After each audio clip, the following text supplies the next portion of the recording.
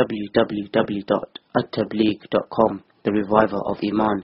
الحمد لله نحمده ونستعينه ونستغفره ونؤمن به ونتوكل عليه ونعوذ بالله من شرور أنفسنا ومن سيئات أعمالنا من يهده الله فلا مضل له ومن يضلله فلا هادي له ونشهد أن لا إله إلا الله وحده لا شريك له ونشهد أن سيدنا مولانا محمدا عبده ورسوله صلی اللہ تعالی علیہ وعلى آلہ وصحبہ وبارک وسلم تسلیما کثیرا کثیرا اما بعد فاعوذ باللہ من الشیطان الرجیم بسم اللہ الرحمن الرحیم ان الذین قالوا ربنا اللہ ثم استقاموا تتنزل علیہم الملائکۃ الا تخافوا ولا تحزنوا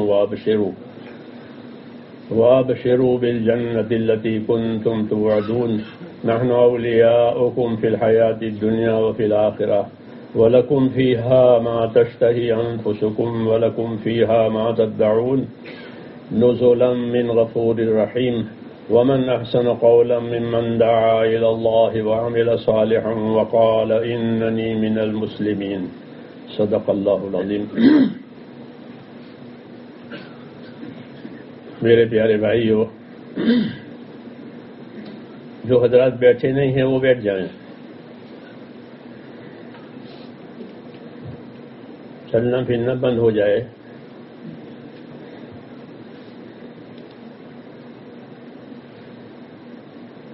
اپنے ذہن فکر کو کام کے لیے یکسو کرنا ضروری ہے، تب تو بات نشانے پر جائے گی، کام بھی صحیح ہوگا. اس لیے یکسو ہو کر کے بیٹھیں اور جاگ کر کے بات سنیں.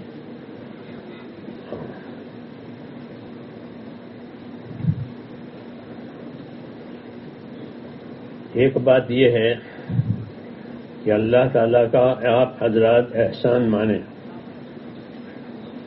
کس بات میں؟ اللہ کے احسانات بہت ہیں. احسان اللہ تعالیٰ کا سب سے بڑا یہ ہے کہ اللہ تعالیٰ نے آپ کو اس کام میں یہاں آگے کر دیا. بہت پبلک ہے یہاں، بہت لوگ ہیں، آپ کو اللہ تعالیٰ نے اس کام میں چلا دیا. گویا ایک طرح سے یہ آپ کا انتخاب ہوا ہے، آپ کو چھانٹا ہے اپنے کام کے لیے. یہ سمجھنا چاہیے اللہ نے ہمیں توفیق دی اور آگے بڑھایا، کام کی سمجھ دی، ذمہ داری دی، کام سے محبت دی. یہ احسان ہے اللہ کا.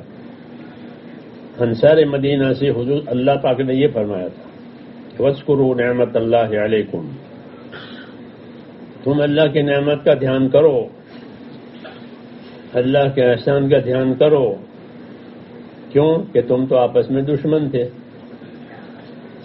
برسوں سے ان کی جنگیں چل رہی تھی آپس میں، بڑے بڑے دو خاندان ٹکرا رہے تھے، تم تو دشمن تھے.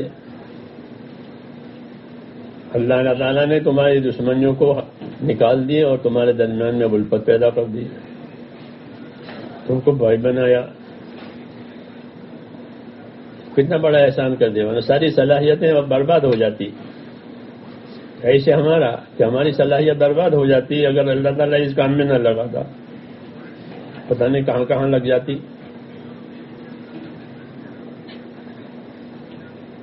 تو یہ بھی ایک شان ہے عبدیت کی اور بندہ بننے کی کہ مجھے تو اللہ نے لگایا ہے، مجھے اللہ نے چلایا ہے، مجھے اللہ چلا رہا ہے. ہر وقت اللہ تعالیٰ کا احسان مانے تاکہ نعمت پر زوال نہ آوے احسان ماننے کی وجہ سے، کیونکہ اللہ ہی چلا رہے ہیں. اور آئندہ بھی اللہ سے یہی مانگنا چاہیے کہ ہم کو چلائے رکھ. حضور صلی اللہ علیہ وسلم کی معصور دعا، اللہم ان قلوبنا ونواسینا وجوارحنا بیدک لم تملکنا منها شیئا فَإِذَا فَعَلْتَ ذَلِكَ بِنَا فَكُنْ أَنْتَ وَلِيَّنَا وَاهْدِنَا إِلَى سَوَاءِ السَّبِيلِ. یہ دعا معصور مولانا الیاس صاحب مانگا کرتے تھے. اس دعا کا مطلب یہ ہے کہ اللہ ہمارے دل، ہمارے اعضاء، ہماری سب چیزیں تیرے قبضے میں ہے، ہمارے قبضے میں نہیں ہے۔ آدمی کا دل اللہ کے قبضے میں نہیں ہے، آدمی کا دل اپنے قبضے میں نہیں، اللہ کے قبضے میں ہے۔ ہمارے قبضے میں نہیں ہے، اللہ کے قبضے میں، کہ ہمارے دل، ہمارے اعضاء، ہمارے جوارح، یہ سب تیرے قبضے میں ہے، ہمارے قبضے میں نہیں ہے۔ تو جو چاہے گا وہ ہوگا۔ اس لیے درخواست یہ ہے کہ جب آپ نے ایسا بنایا ہے ہم کو کہ سب چیز آپ نے ہماری اپنے قبضے میں رکھی ہے، تو اب آپ ہماری صحیح رہبری فرمائیں، اے اللہ ہمیں آپ صحیح راستے پر چلاویں۔ فکن انت ولینا، آپ ہمارے مددگار رہیں اور صحیح راستے کی ہماری رہبری کرتے رہیں تاکہ ہم چلتے رہیں۔ کچھ بھروسہ نہیں ہے۔ صحابی فرماتے ہیں کہ تم میں سے جو کوئی راستہ پکڑنا چاہے وہ ان لوگوں کا راستہ لے جو گزر چکے ہیں۔ کیوں کہ زندہ کا کوئی بھروسہ نہیں ہے۔ آج کچھ کہے، کل کچھ کہے، آج کچھ کرے، کل کچھ کرے، آج کہاں ہے، کل وہاں ہے، کچھ بھروسہ نہیں ہے۔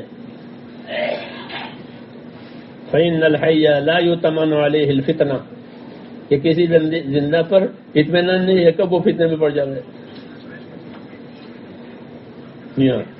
پلٹ جاتا ہے آدمی، ہوا اس کو پلٹاتی ہے۔ اس لیے یہ دعا مانگا کرتے تھے کہ ہمارے دل، ہمارے سب آپ کے قبضے میں ہے، اس لیے صحیح رخ پر ہمیں چلایا کریں آپ۔ فَاهْدِنَا إِلَىٰ سَوَاءِ السَّبِيلِ۔ پہلے زمانے کے جو بزرگان دین ہوتے تھے، راسخین فی العلم، قرآن نے اس کو کہا، علم میں پختہ، راسخون فی العلم۔ جو حضرات پہلے زمانے کے اپنے علم میں حقیقت میں پختہ تھے، وہ بھی اللہ سے یہ دعا مانگتے تھے۔ کیا دعا مانگتے؟ ربنا لا تزغ قلوبنا بعد اذ ہدیتنا وہب لنا من لدنک رحمہ انک انت الوہاب۔ سورہ آل عمران کی آیت ہے، والراسخون فی العلم یقولون ربنا۔ راسخ فی العلم، علم کے پختہ پکے لوگ، وہ بھی اللہ سے یہ دعا مانگتے تھے کہ ہمارے دل پلٹ نہ جانے۔ ہدایت ملنے کے بعد، ہدایت ملی تھی اور راستہ ملا تھا، پھر کوئی غلطی گستاخی کر ڈالی تو جھٹ سے نکال دیا اللہ نے، چلو یہاں سے، جیسے شیطان کو نکال دیا ہزاروں سال کی عبادت کے بعد۔ تو کہ ایسا نہ ہو ہمارے ساتھ، ہمارے دل نہ پلٹے، ہمارے دل ٹیڑھے نہ ہو جائیں۔ ربنا لا تزغ قلوبنا بعد اذ ہدیتنا، اور آگے وہب لنا من لدنک رحمہ، یہ دوسری دعا ہے، اسی کے ساتھ مانگی ہے۔ ایک تو یہ مانگے کہ ہمارا دل نہ پلٹ جائے، آدمی کا دل پلٹتا رہتا ہے۔ وہب لنا من لدنک رحمہ، اور اپنی طرف سے ہم پر اپنی رحمت کی بخشش کیجیے، کہ اس کا ترجمہ ہے کہ ہم پر اپنی طرف سے رحمت کی بخشش کیجیے۔ وہب لنا من لدنک رحمہ، رحمت سے کیا مراد ہے؟ کس رحمت کی بخشش مانگ رہا ہے یہ اللہ کا بندہ اور یہ اللہ کے بندے؟ تو لکھا ہے کہ یہاں رحمت سے مراد استقامت اور پابندی کی توفیق، کہ ہم کو استقامت دے، پابند بنا دے، ادھر ادھر نہ پڑ دے، کبھی صبح یہاں، شام میں یہاں، کبھی اس طرف کبھی اس طرف، ایسا نہ ہو۔ وَهَبْ لَنَا مِن لَّدُنكَ رَحْمَةً إِنَّكَ أَنتَ الْوَهَّابُ، کہ اپنی طرف سے رحمت کی بخشش کر دیجیے ہمارے حق میں۔ وہ رحمت کیا ہوگی؟ کہ استقامت اور پابندی کی توفیق، کہ پابند ہو جائیں، یکسو ہو جائیں کام کے لیے، دوسری چیزیں دائیں بائیں ہو جائے۔ یہ کہ اس کو نشانہ بنا کر کے اور اپنی زندگی کا صحیح اور اصلی کام قرار دے کر کے اس میں ہم چلتے رہے۔ یہ دعا مانگتے تھے لوگ۔ حضور صلی اللہ علیہ وسلم سے یہ دعا مروی ہے۔ پہلے زمانے کے جو راسخین اور علم میں پختہ حضرات تھے وہ بھی یہ دعا مانگتے تھے کہ دل نہ پلٹ جاوے اور استقامت اور پابندی نصیب ہو جاوے۔ یہ سب اللہ کے ساتھ ادب ہے. یہ کیا ہے؟ بات سمجھ میں آ رہی نہیں؟ ہاں، یہ سب اللہ کے ساتھ ادب ہے کہ ہم تیرے محتاج ہیں. تو چلا رہا ہے، تو کر رہا ہے، تو آگے پیچھے کر رہا ہے، تو ہی کرے گا اور کوئی نہیں کرے گا. ساری چیز اللہ کے قبضے قدرت میں ہے. حتیٰ کہ ہمارے دل دماغ سب جہاں اللہ چلائیں گے وہاں چلیں گے، جہاں روک دیں گے وہاں رک جائیں گے. اس لیے اپنی حاجت اللہ کے سامنے رجوع کریں کہ ہم تم حاجت مند ہے، سب تیرا ہی ہے، ہمارا کچھ بھی نہیں ہے. اس لیے یہ چیزیں مانگی گئی ہے. تو میں نے کہا یہ اللہ تعالیٰ کے احسانات کا دھیان کرنا، یہ بھی دعوت کا ایک طریقہ ہے. انبیاء کرام اللہ تعالیٰ کی نعمتوں کا دھیان دلا کر کے اللہ کی طرف متوجہ کرتے تھے کہ تم کیا ہوتے، سب کچھ اللہ نے کیا ہے، تم کیا ہوتے، تمہاری کیا عزت ہے. آدمی کا تو پیشاب بند ہو جاوے تو وہ کام سے گیا. جی ہاں، وہ ایسا کمزور ہے کہ رات میں پیشاب بند ہو گیا، اب صبح یہ کسی کام کا نہیں ہے، دوا خانے لے جاؤ اس کو، چاہے حاکم ہو، چاہے وزیر ہو، چاہے کچھ بھی ہو. جی ہاں، اتنا یہ کمزور ہے اور ہر وقت اللہ کی مدد کا محتاج ہے. تو یہ نبیوں کا طریقہ ہے اللہ کے ساتھ ادب، کہ ہم تیرے ہر وقت محتاج ہیں، ہمیں آگے بڑھا، ہمیں ثابت قدم رکھ، ہمارے دل ادھر ادھر نہ پلٹ جائیں، کسی فتنے میں ہم نہ پڑیں. اس لیے حالات ہوتی قلوب بنا، ہمارے دل ٹیڑھے نہ ہو جائیں.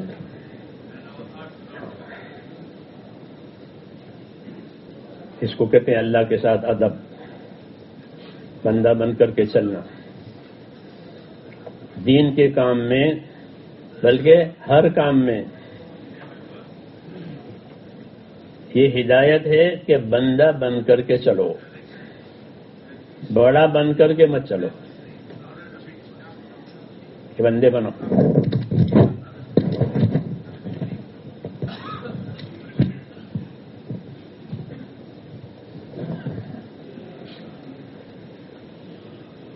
بندے بنو.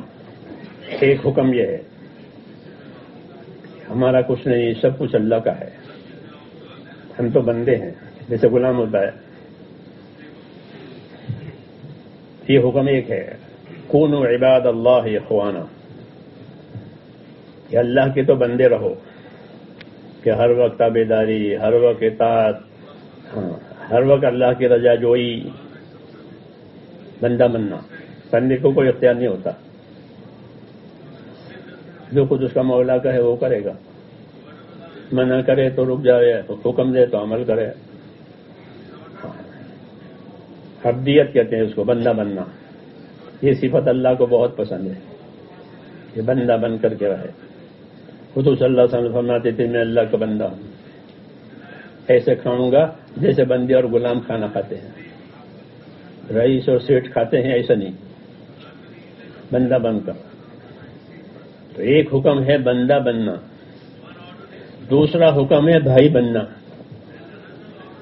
کونوا عباد اللہ اخوانا، کہ بھائی بن کر کے رہو.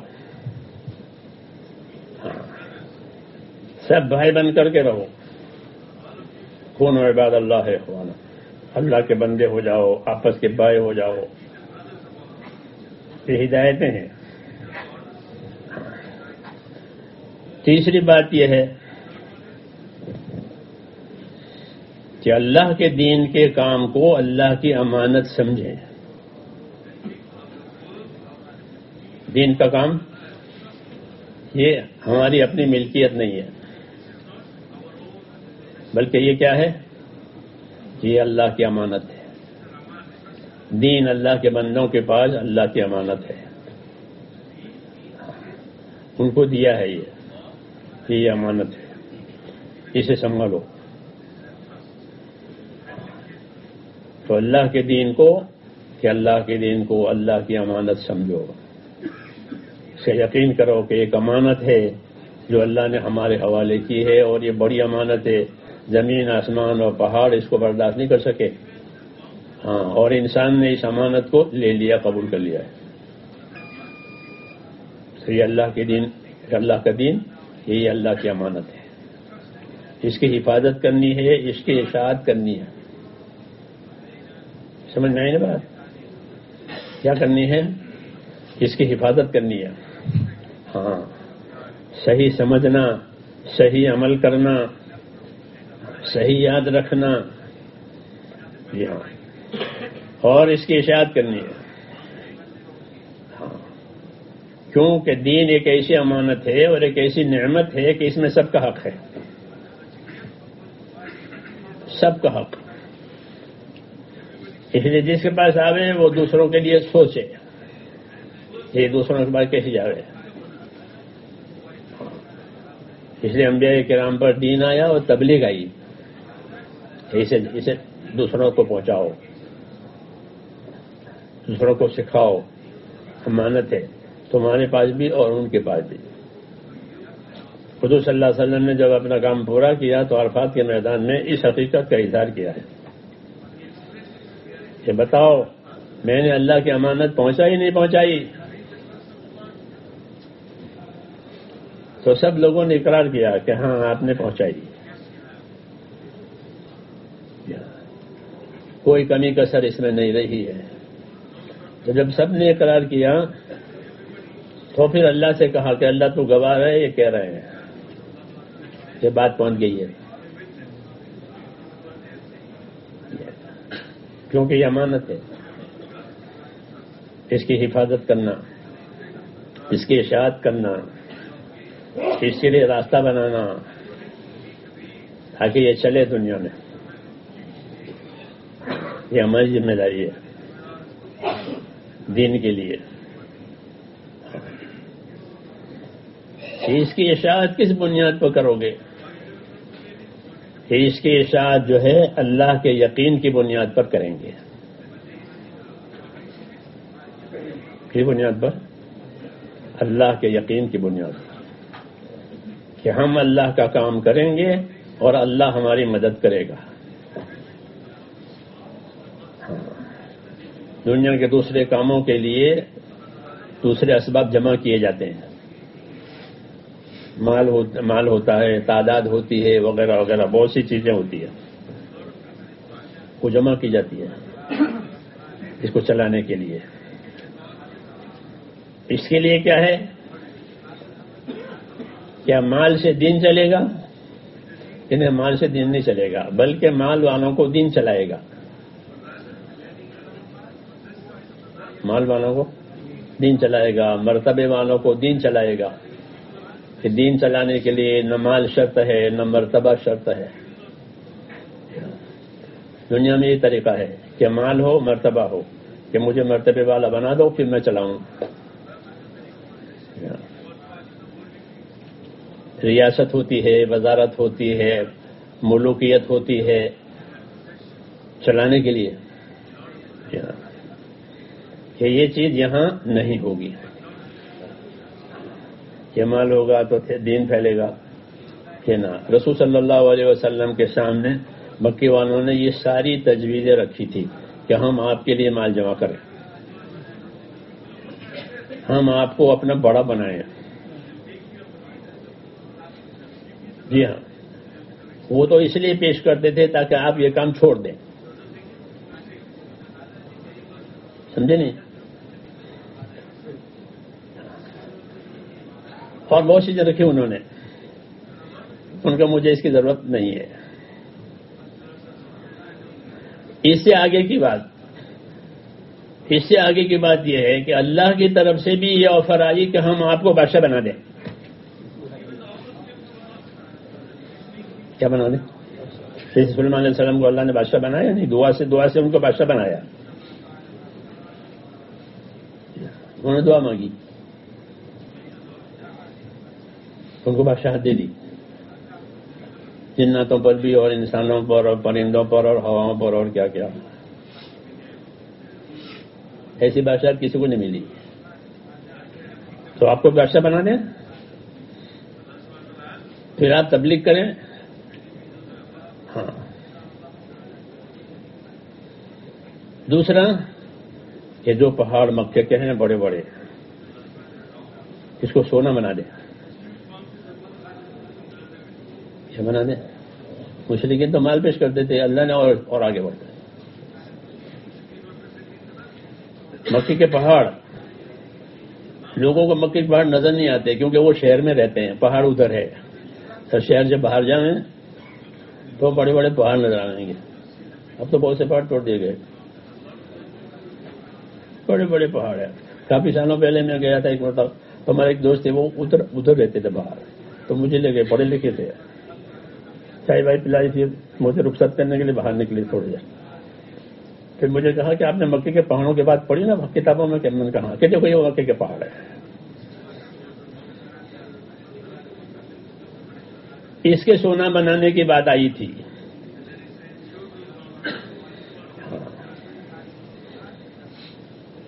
کیا آپ کے لیے اس کو سونا بنا دیں اور جہاں آپ جائیں آپ کے ساتھ جائیں،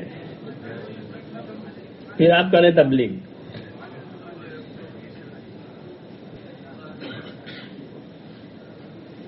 یہ تو آپ نے اس کو قبول نہیں فرمایا، بلکہ جبریل کی طرف نظر کی، جبریل نے اشارہ کیا کہ بندے بن کے رہو، کیا کرنا ہے بادشاہ بن کے، کیا کرنا ہے مالدار بن کے۔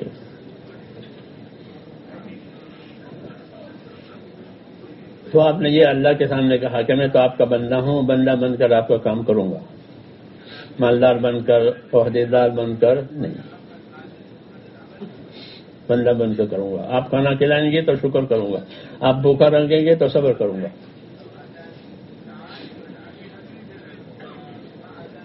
یہ کیا بات ہوئی کہ اللہ کا کام بندہ بن کر کے کرے، بڑا بن کر کے نہ کرے۔ اللہ کی امانت ہے یہ۔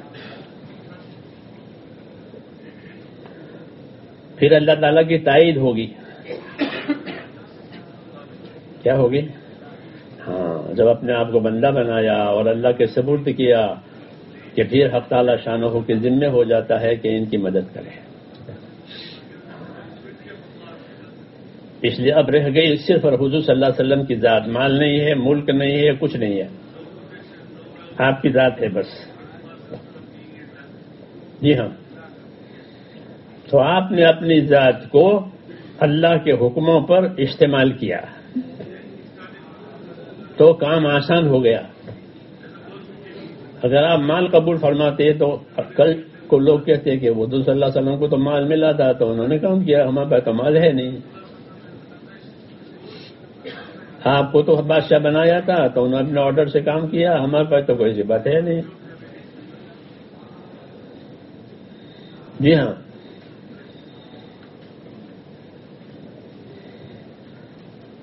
تو یہ چیزیں آپ نے لی نہیں، بلکہ فقر فاقہ اختیار کیا۔ کیا اختیار کیا؟ فقر و فاقہ۔ یہ فقر و فاقہ کے ساتھ کام کیا۔ گھر میں کھانا نہیں ہے، وہ کھانا اس لیے نہیں تھا کہ آپ غریب آدمی تھے، اس وجہ نہیں تھا۔ آپ کے گھر میں جو بھوک آتی تھی تو وہ کس وجہ سے؟ اس لیے کہ آپ غریب آدمی تھے کہ نہ آپ نے اس کو اختیاری کیا تھا کہ میں ایسا ہی رہوں گا۔ کھانا آتا دوسروں کو کھلا دیتے تھے، گھر میں ایثار رہتا تھا۔ کیا رہتا تھا؟ ایثار، یعنی دوسروں کی ضرورت پہلے، اپنی ضرورت بعد میں، اس کو ایثار کہتے ہیں۔ تو گھر میں کوئی چیز آئی تو گھر کا یہی ماحول تھا، وہ کھلا دی، دے دی، اس کے جمع کرنے کی اجازت نہیں تھی۔ یہ کو جمع مت کرو، اللہ تعالیٰ اور دے دے گا۔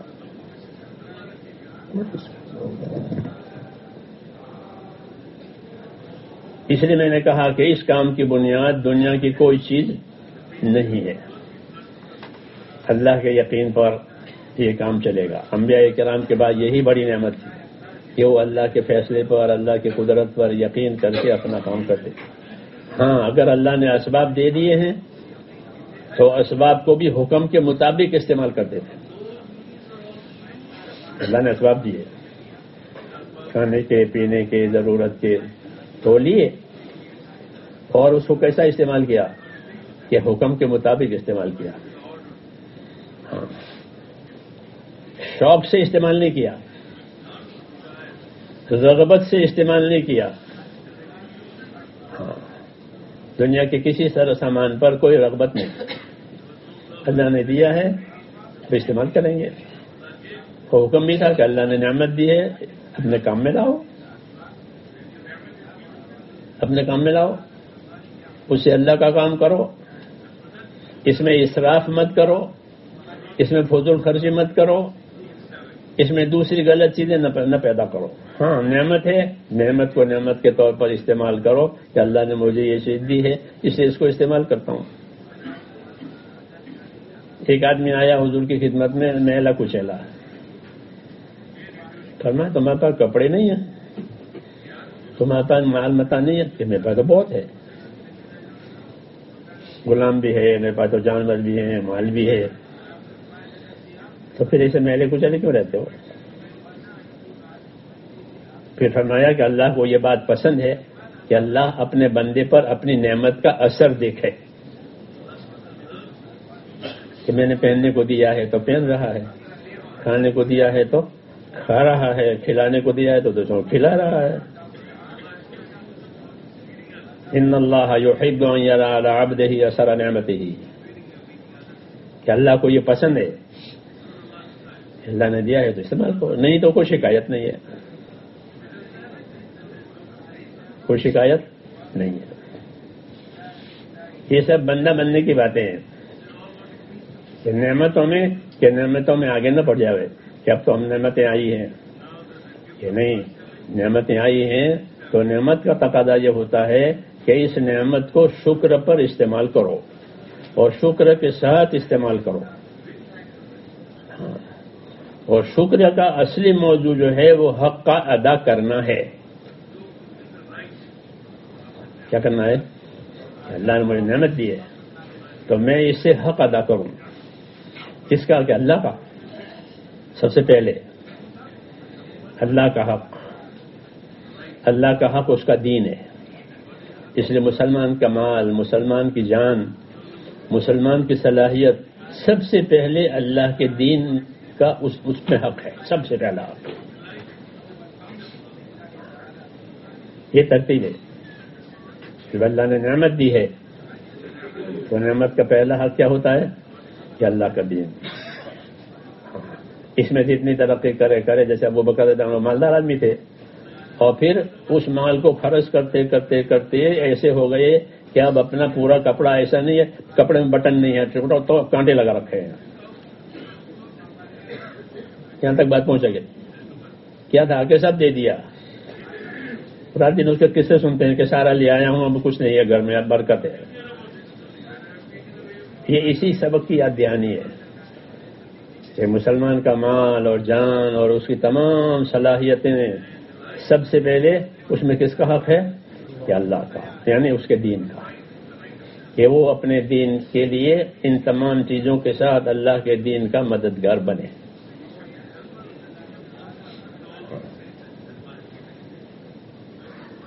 نصرت کا دروازہ قیامت تک کھلا ہوا ہے. ہجرت تو مکے کے بعد بند ہو گئی. ہجرت فرض تھی. جب مکہ معظمہ فتح ہو گیا تو اب ہجرت کی فرضیت ختم ہو گئی. نصرت قیامت تک رہے گی. اس لیے ہر مسلمان اپنی جان مال سے اللہ کے دین کا مددگار بنے. یہ اللہ کی دعوت ہے اور اللہ کا یہ حکم ہے کہ مددگار بنو اور مددگار بناؤ. جان مال میں اللہ کے دین کا حق قائم کرو کہ اس کو پانی ملے، کیونکہ نصرت سے پانی ملتا ہے. کس کو؟ دین کو. نصرت کا ترجمہ ہی عربی زبان میں پانی پہنچانے کا ہے. عام طور پر نصرت کا ترجمہ لوگ مدد سے کرتے ہیں. نصرت کے معنی مدد، یہ ترجمہ صحیح ہے، غلط نہیں ہے. لیکن اصل ترجمہ جو تحت لفظ ہے نون سین را نصر، تو نصر کے معنی ہے زمین کو پانی دینا ہے. سقایت الارض، یہ معنی ہے نصرت کا. تو زمین کو پانی ملا تو زمین کی سب چیز اگ جائے گی، زعفران بھی اگے گا اور جو بھی اگے. زعفران اعلیٰ ہے، جو ادنا ہے، لیکن دونوں پانی کے محتاج ہیں. ایسے ہی نصرت کہ جب مسلمانوں میں اللہ تعالیٰ کے دین کے نصرت کا عمل زندہ ہوا تو ہر طبقے میں دین آئے گا. کس میں؟ ہر طبقے میں اپنا دین آئے گا. غریبوں میں دین آئے گا، مالداروں میں دین آئے گا، تاجروں میں دین آئے گا، زمینداروں میں دین آئے گا. کیوں؟ پانی پہنچائے. دین آئے گا کیا مطلب؟ نماز پڑھیں گے کہ نماز تو حرام میں پڑھنی ہے، تاجر نہ ہو تو بھی. کہ نہیں، تجارت کرنے والوں میں تجارت کا دین آئے گا کہ تجارت کیسے کرنی چاہیے حکم کے مطابق. تو تجارت کرنے والوں میں تجارت کا دین آئے گا، زمینداروں میں زمینداری کا دین آئے گا، بیماروں میں بیماری کا دین آئے گا، بیماری میں کیسے عمل کرنا چاہیے. یہ مطلب ہے کہ پھر بیمار بھی پوچھے گا کہ مجھے اس میں کیا کرنا چاہیے، تاجر پوچھے گا مجھے اس میں کیا کرنا چاہیے. جیسا اب لوگ پوچھتے ہیں، اپنے تجارت کے مسائل لاتے ہیں علماء کرام کے سامنے کہ ہماری تجارت میں یہ باتیں ہیں، اس میں کون سی چیز شریعت کے مطابق ہے، کون سی چیز شریعت کے مطابق نہیں ہے.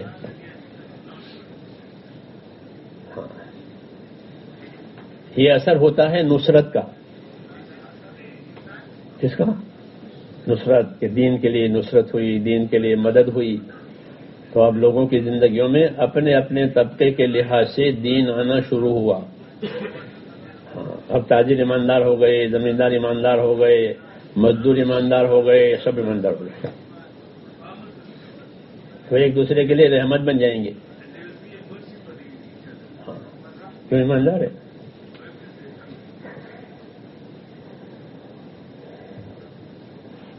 دکانوں کے حساب کے بل کے نیچے لکھا ہوا ہوتا ہے ہمارے ہاں کہ جو مال بیچ دیا ہے وہ واپس نہیں دیا جائے گا.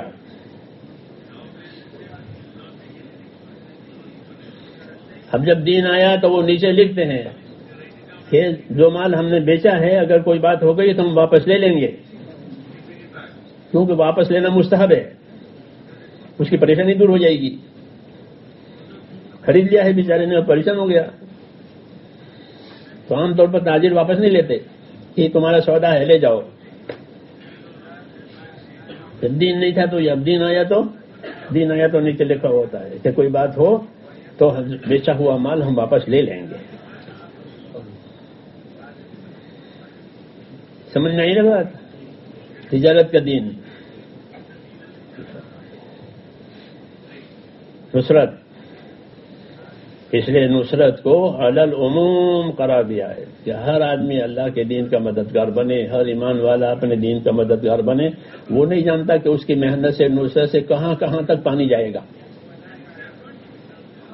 آپ نے تو 3 دن لگائے ہیں، لیکن 3 دن کا اثر بات پتہ نہیں کہاں تک جائے گا. آپ نے تو 4 مہینے لگائے اس ملک میں، لیکن آپ کی 4 مہینے کی محنت کا اثر پانی کی طرح پتہ نہیں کہاں کہاں جائے گا. جی ہاں، اس لیے اس امت کی عمریں تھوڑی ہیں، عمر تھوڑی، اور ان کے عملوں کا بدلہ زیادہ، کیونکہ ان کو کام ایسا ملا ہے کہ اس کے اثرات کہاں کہاں تک جائیں گے آپ کو پتہ نہیں ہے کہ آپ نے ایک محنت کی ہے اور اس کے اثرات کہاں کہاں تک پہنچ گئے، اللہ نے کہاں تک پہنچا دیے. وہ یہ سب آپ کے حساب میں ہے. جی ہاں، عمر تھوڑی اور کام بڑا. جیسے سونے کا تاجر ہوتا ہے تو دکان بھی چھوٹی، ترازو بھی چھوٹا، سب چھوٹے. سونے کی دکان میں کوئی ٹرک اس کے یہاں نہیں آتے. سونے کی دکان میں اناج والے کے یہاں ٹرک آتے ہیں، اس کے یہاں نہیں آتے. دکان چھوٹی، ترازو چھوٹے، سب پیمانے چھوٹے، لیکن کام بڑا، کیونکہ سونے کی تجارت ہے. ایسے یہ کام ہے. اس کا نفع کیا کھلے گا اس وقت جب حساب ہوگا. یہ سب آپ کے حساب میں ہے. اس لیے مولانا الیاس صاحب رحمۃ اللہ علیہ فرماتے تھے کہ اگر خود نہیں کر سکتے ہو تو دوسروں کے ذریعے سے تو کما لو. کہ بھائی میں نہیں جا سکتا ہوں لیکن کسی کو تیار کر دیا تو اب وہ اپنی صلاحیت سے کام کرے گا. ہمارے ایک ساتھی تھے مالیگاؤں میں، بہت پہلے زمانے کی بات ہے، 50 سال پہلے کی. مولوی محمود چھوٹے سے قد کے تھے، بہت خوش مزاج تھے، کام کے اول لوگوں میں ہنساتے رہتے تھے لوگوں کو. تو کیا میں نے لوگوں کو ایک پیالی چائے میں امیر بنا دیا، ملکوں میں جانے والا، پیالی چائے میں. لوگوں سے پیالی چائے سے کیسے امیر ہو گیا؟ یہ بتاؤں کہ اپنی دکان پر بیٹھا ہوا تھا جمعرات کے دن میں، وہ وہاں سے گزر رہے تھے، سلام کیا تو میں نے ان کو جواب دے کر بلایا کہ آؤ بیٹھے. میں نے چائے منگوائی، ہم دونوں نے چائے پی. میں نے کہا آج تو جمعرات ہے، آج تو نورانی مسجد میں ہفتہ واری ہمارا اجتماع ہے، تو آپ بھی آ جاؤ. تو آنا شروع کیا. کچھ جمعرات کو آئے، پھر جمعرات کو پھر شروع ہو گیا آنا، پھر 3 دن جانا شروع ہوا. کیا وہ ملکوں میں جماعت لے کے جا رہا ہے، میری ایک پیالی چائے لگی ہے.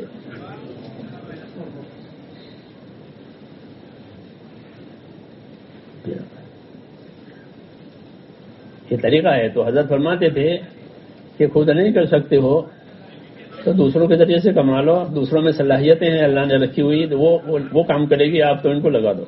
یہ نصرت کہلاتی ہے. آسان، لیکن ایک فکر لینے کی بات ہے کہ میں نہیں کر سکتا ہوں تو کون کر سکتا ہے. اس سے ملے، پھر چلے گا. وہ جب آپ نے ان کو چلا دیا، اللہ اس کو چلا دیں گے. حضرت ابوبکر رضی اللہ عنہ جب اسلام لائے تو ان کے تعلقات تھے تاجر ہونے کی وجہ سے، تو انہوں نے بڑے بڑے لوگوں سے رابطہ کیا. عبد الرحمن بن عوف سے رابطہ کیا، سعد بن ابی وقاص سے رابطہ کیا، اور بڑے بڑے لوگوں سے، زبیر بن عوام سے رابطہ کیا. اور یہ سب کے سب ان کے ہاتھ پر اسلام لے آئے. یہ سب کے سب وہ لوگ ہیں جن کو دنیا میں جنت کی بشارت ملی ہے. ان کو ابو بکر نے لگا دیا تھا اور حضور کے سامنے پیش کیا ہے کہ یہ آئے ہیں. یہ نصرت کا باب ہے. ہاں، یہ آسان بھی ہے، مفید بھی ہے، بارش کے پانی کی طرح سے. اس لیے اس امت کے ذمہ یہ ہے کہ اپنی جان مال سے اللہ کے دین کا مددگار بنے. مسلمانوں کا مال جان سب سے پہلے اللہ کے دین کے لیے ہے. اس سے دین میں حیات آوے، دین کو زندگی ملے، دین کی رکاوٹیں ختم ہو جائیں، ماحول بنے. اس کے لیے ہے مسلمان کا مال جان کہ وہ محنت کرے. نبی والی محنت کا یہی اثر ہے کہ وہ جاری پانی کی طرح سے اس کا اثر پھیلے گا. امت کی زندگی دین کے لحاظ سے حضرت فرماتے تھے ایسے جیسے جاری پانی، اپنی جگہ بیٹھنا نہیں ہے بلکہ جاری پانی کی طرح ہے. جاری پانی ہوتا ہے نا، اوپر پہاڑوں پر سے آتا ہے اور سمندروں تک جاتی ہے ندیاں، یہ جاری پانی کہلاتا ہے. یہ ناپاک نہیں ہوتا، جاری پانی ناپاک نہیں ہوتا، بلکہ وہ دوسروں کو پاک کرتا رہتا ہے. جی ہاں، دوسروں کی ضرورتیں پوری ہوتی رہتی ہے، خود متاثر نہیں ہوتا، دوسروں کو متاثر کرتا ہے. کہ امت کی زندگی حضور صلی اللہ علیہ وسلم نے ایسی بنائی ہے، جاری پانی کی طرح سے، کہ امت اپنے دین کے لیے حرکت میں رہے گی. ان کو حرکت پر ڈالا ہے، محنت پر ڈالا ہے، تو ان کی زندگی نہیں بدلے گی، وہ اپنی ترتیب پر رہیں گے، اور ان کی وجہ سے دوسروں کی زندگی کو صحیح ترتیب بھی ملے گی. جاری پانی کی طرح سے اگر پانی رک جاتا ہے تو وہ متاثر ہوتا ہے. جاری پانی متاثر نہیں ہوتا. جو پانی راکد اور جمع ہوا ہوتا ہے وہ متاثر ہوتا ہے زمانہ گزرنے پر، اور اس پر کوئی اثر نہیں ہوتا. جاری پانی رہتا. تو حضور صلی اللہ علیہ وسلم نے امت کی زندگی جاری پانی کی طرح بنائی ہے کہ حرکت میں رہے گی. ہاں، مذہب کی مثال چکی کی طرح سے ہے. چکی ہوتی ہے نا، چکی کے 2 پارٹ، ایک پارٹ حرکت میں، ایک پارٹ ثبات میں. دونوں چیزیں امت میں آ گئے کہ حرکت میں رہے اپنے دین کے لیے، تاکہ دین آگے بڑھے. جیسے حرکت ہو تو آٹا چاروں طرف گرے گا، جب اوپر کا پارٹ حرکت کرے گا تو چاروں طرف آٹا گرے گا. اس طرح امت میں ہر طبقہ حرکت میں آوے کہ چاروں طرف دین پھیلے گا. جیسے آٹا چاروں طرف گرتا ہے، مذہب کی مثال چکی کی ہوتی ہے. بات سمجھ میں آ رہی ہے؟ دوسرا پارٹ اپنی جگہ جمع رہتا ہے. نیچے. تو حرکت بھی کرے اور اپنے دین پر جمے، پابند رہے اپنے کام کا، ادھر سے ادھر نہ جاوے، ادھر سے ادھر نہ جاوے، جو چیز حق ہے اس پر قائم رہے. معصور دعا ہے، اللہم ارنا الحق حقا وارزقنا اتباعہ وارنا الباطل باطلا وارزقنا اجتنابہ. اے اللہ، جو بات تیرے علم میں حق ہے وہ ہمیں بھی دکھا دے. کیا کر دے؟ ہمیں بھی دکھا دے. جو بات تیرے علم میں حق ہے وہ ہمیں بھی دکھا دے. اور صرف دکھانا نہیں ہے بلکہ ہم کو اس کے اتباع و تابعداری پر لگا دے. حق کو پہچاننا اور حق کا اتباع کرنا یہ حق کا موضوع اور حق کا حق ہے. تو یہ دعا مانگی گئی اور یہ دعا سکھائی کہ تیرے علم میں جو چیز حق ہے وہ ہمیں دکھا دے، اور پھر دیکھ کر چھوڑ دے کہ نہیں. دیکھنے کے بعد ہم اس کے اتباع میں لگ جا رہے ہیں. وَأَرِنَا الْبَاطِلَ بَاطِلًا وَارْزُقْنَا اجْتِنَابَهُ، یہ اس کے مقابل کی دعا. اور جو چیز تیرے علم میں باطل اور غلط ہے وہ بھی ہمیں دکھا دے اور ہمیں اسے الگ رکھ. اجتناب، ہمیں اسے دور رکھ تاکہ ہم باطل میں ملوث نہ ہو جائیں. یہ ذمہ داری ہے. اس لیے چکی کے دوسرے پارٹ کی طرح اپنے دین پر، اپنے دین کے تقاضوں پر صحیح نہج پر جمنا ضروری ہے، اور اس کے لیے حرکت کرنا بھی ضروری ہے. جب حرکت اور ثبات دونوں چیزیں ہوگی تو جو اصلی چیز ہے چکی کا مقصد کہ آٹا چاروں طرف آوے، تو وہ چاروں طرف آٹا باہر آئے گا. کیسے اس کام میں کہ صحیح نہج کے ساتھ حرکت اور صحیح نہج پر ثبات، تو لوگوں کے دلوں کا رجوع حق کی طرف ہو جائے گا. دشمن دوست ہو جائیں گے. کیا ہو جائیں گے؟ دشمن دوست ہو جائیں گے. ہاں، کس وجہ سے؟ کہ کام کی وجہ سے، قربانیوں کی وجہ سے اللہ تعالیٰ ان کی دشمنیوں کو کھینچ لیں گے دلوں میں سے. وَيُذْهِبْ غَيْظَ قُلُوبِهِمْ وَيَتُوبُ اللَّهُ عَلَى مَن يَشَاءُ. کہ اللہ یہ کریں گے کہ ان کی دلوں میں جو دشمنیاں بھری ہوئی ہیں وہ اللہ کھینچ لیں گے اور ان پر توبہ ڈالیں گے. تو وہ توبہ کر کے آئیں گے. جیسے حضور صلی اللہ علیہ وسلم کے ساتھ ہوا کہ آپ کے دشمن بہت تھے. ہر نبی کے دشمن ہوتے ہیں جن اور انس دونوں. یہ ہے یہ بات. جنات بھی دشمن ہوتے ہیں اور انسان بھی، دونوں طبقوں میں دشمنی سے نبی گزرتا ہے. وَكَذَلِكَ جَعَلْنَا لِكُلِّ نَبِيٍّ عَدُوًّا مِّنَ الْإِنسِ وَالْجِنِّ. ہر نبی کے دشمن ہوا کرتے ہیں، جن بھی اور انسان بھی. جنات بھی حضور صلی اللہ علیہ وسلم دشمنی کرتے تھے، لیکن اللہ نے ان کو قابو نہیں دیا. ورنہ وہ آئے تھے، ایک دفعہ نماز پڑھ رہے تھے تو آگ کا شعلہ لے کر جن آیا تھا. تو جناتوں کی بھی دشمنی، انسانوں کی بھی دشمنی یہ ہوتی ہے. لیکن نبی اپنی دعوت میں کسی کا دشمن نہیں ہوتا، یہ یاد رکھو. نبی اپنی دعوت میں کسی کا دشمن نہیں، کسی سے انتقام اور بدلہ لینا نہیں. ہاں، یہ ہدایت ہے. حاجی عبداللہ صاحب کا پیغام تھا ہمارے وہاں بھی اور یہاں بھی کہ ہمارے دلوں میں کسی کی طرف سے کوئی انتقام اور بدلے کا جذبہ نہیں ہونا چاہیے. یہ سنت ہے. عائشہ ام المومنین کی روایت ہے سیرت میں کہ رسول صلی اللہ علیہ وسلم نے اپنی ذات کے لیے کبھی کسی سے بدلہ نہیں لیا.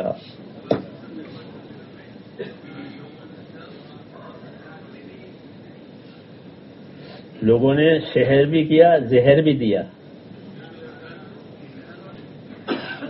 کیا کیا؟ شہر کے آپ پر جادو کیا تھا،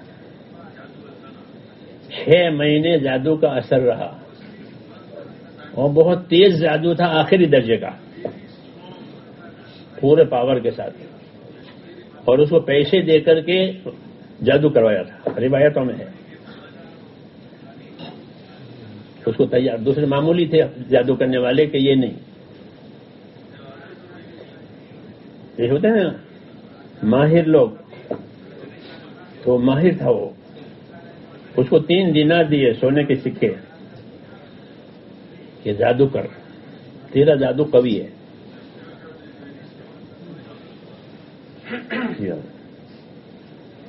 تو انہوں نے جادو کیا، بہت پریشانی ہوئی اس جادو سے، اور 6 مہینے وہ پریشانی رہی،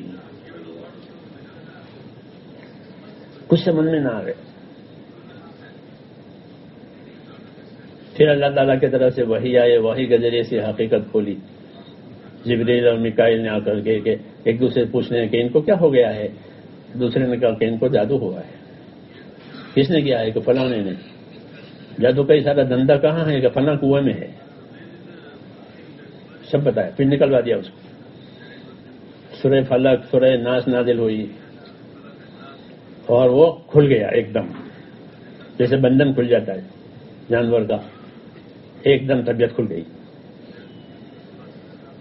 تو یہ 6 مہینے رہا تھا، پھر آپ ٹھیک ہو گئے، اور پتہ بھی چلا کس نے کیا، ہتھیوں کا، وہ تو اوپر سے وہی سے بتایا گیا ہے کہ فلانے نے کیا ہے۔ تو لوگوں نے رائے دی کہ یا رسول اللہ 6 مہینے پریشان آپ کو کیا ہے اور پتہ بھی چل گیا کہ کس نے کیا ہے، تو ان کو 2-4 چپت تو لگنی چاہیے، ان کو کوئی سزا تو ہونی چاہیے۔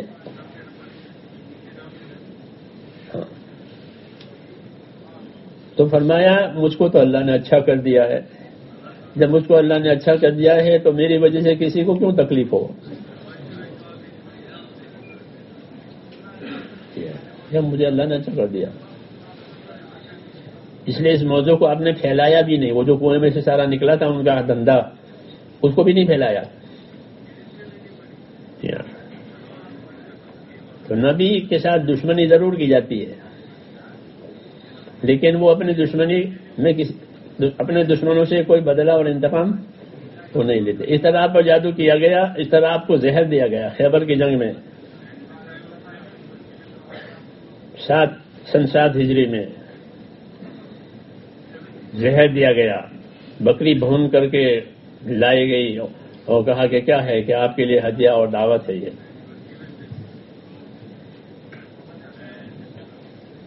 ساتھیوں نے اس کو کھایا، حضور صلی اللہ علیہ وسلم نے اس کو منہ میں رکھا، آپ کو وحی کے ذریعے سے بتایا گیا اس میں زہر ہے۔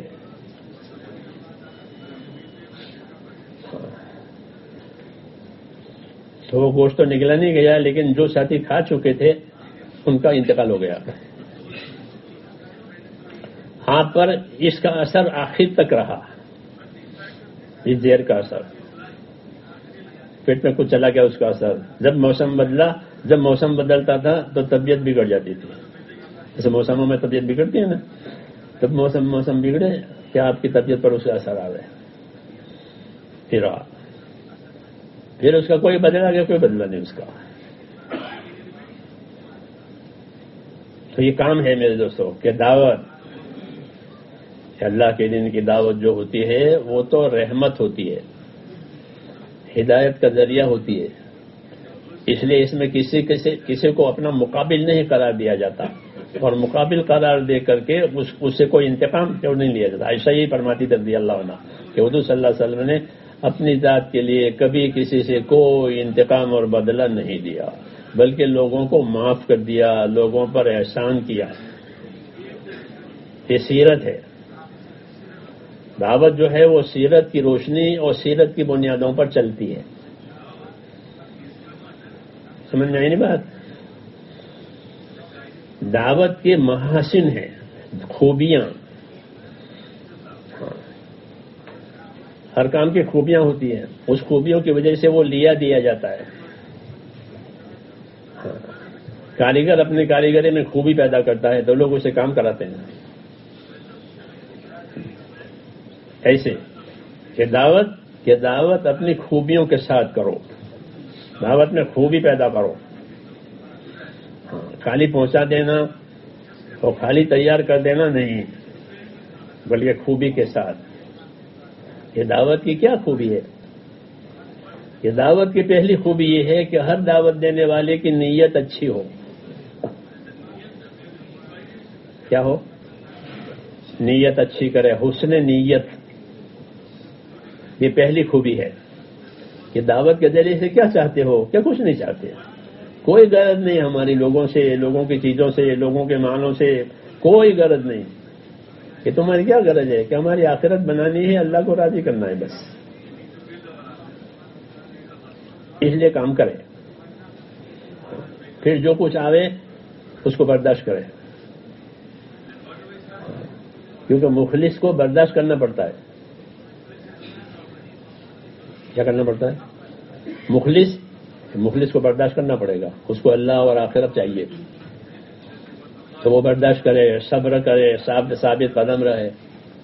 اگر مخلص نہیں ہے، غرض مند ہے اور کسی غرض کی وجہ سے کام کر رہا ہے تو اس کا کوئی ٹھکانہ نہیں. اب اس کی غرض پوری ہو گئی تو وہ کام چھوڑ دے گا، کیونکہ اس غرض کے لیے کیا تھا، وہ پوری ہو گئی. اور نہیں پوری ہوئی تو بھی چھوڑ دے گا کہ کیا فائدہ. کیا فائدہ؟ ہم نے تو بہت کیا، کوئی فائدہ تو ہے نہیں، کیونکہ اس کی غرض پوری نہیں ہوئی ہے. اس لیے غرض مند تو کسی حال میں چل ہی نہیں سکے گا. تو کون چلے گا؟ اخلاص والا چلے گا. جس کو اللہ اور آخرت سامنے ہوگی وہ چلے گا. اور ان کی نیت کی برکتیں یہ ہوگی اخلاص والوں کی کہ اخلاص والوں کی نیت کی وجہ سے زمانے کے فتنے ختم ہو جائیں گے. فتنوں کے ختم کرنے کے لیے اخلاص ہے کہ ہم تو اللہ آخرت چاہتے ہیں بس. اس لیے دعوت کی خوبی، پہلی خوبی یہ ہے کہ کیا پیدا کیا جائے؟ اخلاص. اللہ کے لیے کرنا ہے، اپنی آخرت بنانے کے لیے کرنا ہے. جب تک آخرت بننے کا یقین نہ آئے وہاں تک کرتا رہے تو وہ موت پر پتہ چلے کہ آخرت بنی ہے کہ نہیں بنی ہے. اس لیے موت تک جمنا ضروری ہے. موت پر اللہ تعالیٰ اس کو بتا دے کہ تمہاری محنت مساعی کا یہ اثر ہے. اس لیے پہلی خوبی یہ ہے کہ اپنی نیتوں کو ٹھیک کرے، کوئی غرض نہ پیدا ہو. بغیر نیت کے بھی نہ کرے کہ کوئی نیت نہیں، ویسے چلتے رہے کہ ایسا بھی نہیں ہے. آخرت بنانے کے لیے کرے، اللہ کو راضی کرنے کے لیے کرے، پھر آخرت بنانے کے لیے جو اعمال درکار ہیں ان اعمالوں کو ادا کرے. کیونکہ آخرت تو عمل سے بنتی ہے، تمنا سے نہیں بنتی، عمل سے بنتی ہے. آخرت عمل سے جنت بھی بنتی ہے، عمل سے جہنم بھی بنتی ہے. جہنم کے اعمال سے جہنم بنے گی، جنت کے اعمال جنت بنے گی. تو وہ اعمال اختیار کرے کہ جس سے جنت بنتی ہے. اچھی نیت، اچھے اعمال، یہ دعوت میں ہے. خالی نکل جانے کو کافی نہ سمجھے کہ اللہ کے راستے میں نکل گئے ہیں. کہ نکلنے سے تو استعداد ضرور پیدا ہوگی. اب اس استعداد کے مطابق اعمال کرے، فرائض، نوافل، مستحبات، اخلاق، اپنے اعمال صحیح کرے. جیسے صحابہ کی سیرت میں ہے کہ بہت اعمال کرتے تھے، سارا سال روزہ رکھتے تھے، جی ہاں، صدقہ کرتے تھے، خدمت کرتے تھے. یہ خالی اللہ کے راستے میں جایا کرتے تھے. یعنی سارے اعمال، راتوں کے اعمال، دنوں کے اعمال، جانی اعمال، مالی اعمال. غریب لوگ مزدوری کر کے صدقہ دیتے تھے. ہاں، یہ نہیں کہ مالدار صدقہ دیتے تھے غریبوں کو، غریب مزدوری کر کے اس میں سے صدقہ دیتے تھے. کیوں؟ کہ صدقہ کرنا ایک عمل ہے تو مجھے بھی وہ عمل چاہیے. جس طرح اپنے پیٹ کے لیے کروں گا، اپنے آخرت کے لیے کروں گا. جب یہ بات ہوئی تو حضور صلی اللہ علیہ وسلم سے پوچھا گیا کہ کون سا صدقہ افضل ہے؟ آپ نے فرمایا جہد المقل. کون سا صدقہ افضل ہے؟ فرمایا جہد المقل. جہد المقل کا مطلب یہ ہے کہ تنگی والے کا خیرات کرنا. تنگی ہے نہیں، اس میں سے خیرات کر رہا ہے،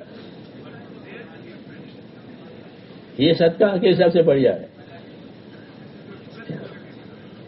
سمجھنا ہے نا بات؟ یہ اس کے حوصلے کی بات ہے، اس کی ہمت کی بات ہے، آخرت کی تیاری کی بات ہے. تو یہ حضرات تھے کہ اعمال کی کثرت، فرائض بھی، نوافل بھی، یہ حسن عمل، اور وہ عمل اچھے اعمال اچھی نیت کے ساتھ، کیونکہ دعوت سارے دین کو زندہ کرنے کے لیے ہوتی ہے. جیسے پانی ہر چیز کو اگانے کے لیے ہوتا ہے زمین سے، ایسے دعوت کہ دین کے ہر عمل کو زندہ کرنا، اپنی ذات میں بھی اور لوگوں کی ذات میں بھی. تو دعوت کی خوبی یہ ہے کہ اپنے نیک اعمال دعوت دینے والے کثرت سے کریں. نوح علیہ السلام سارا سال روزہ رکھتے تھے. ہاں، سیرت میں لکھا ہوا ہے. ان کی عمر کتنی تھی؟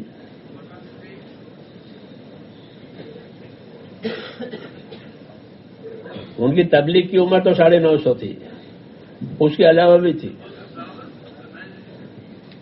تو سارے سال روزہ رکھتے تھے دعوت کے ساتھ اپنا عمل. داؤد علیہ السلام ایک دن روزہ رکھتے تھے، ایک دن افطار کرتے تھے، ایک دن روزہ رکھتے تھے، ایک دن افطار کرتے تھے. عیسیٰ علیہ السلام ایک دن روزہ رکھتے تھے، 2 دن افطار کرتے تھے، پھر روزہ رکھتے تھے، پھر 2 دن افطار کرتے تھے.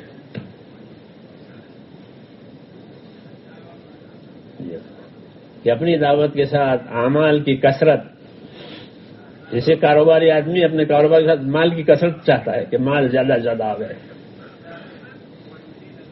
کاروبار کا مقصد ہی ہے مال آئے.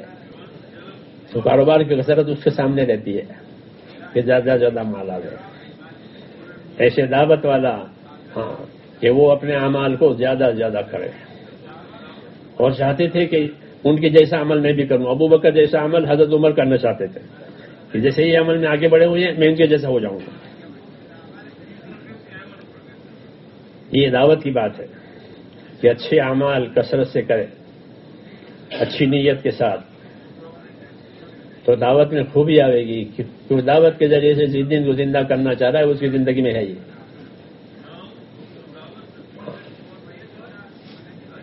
حسن عمل، حسن اخلاق.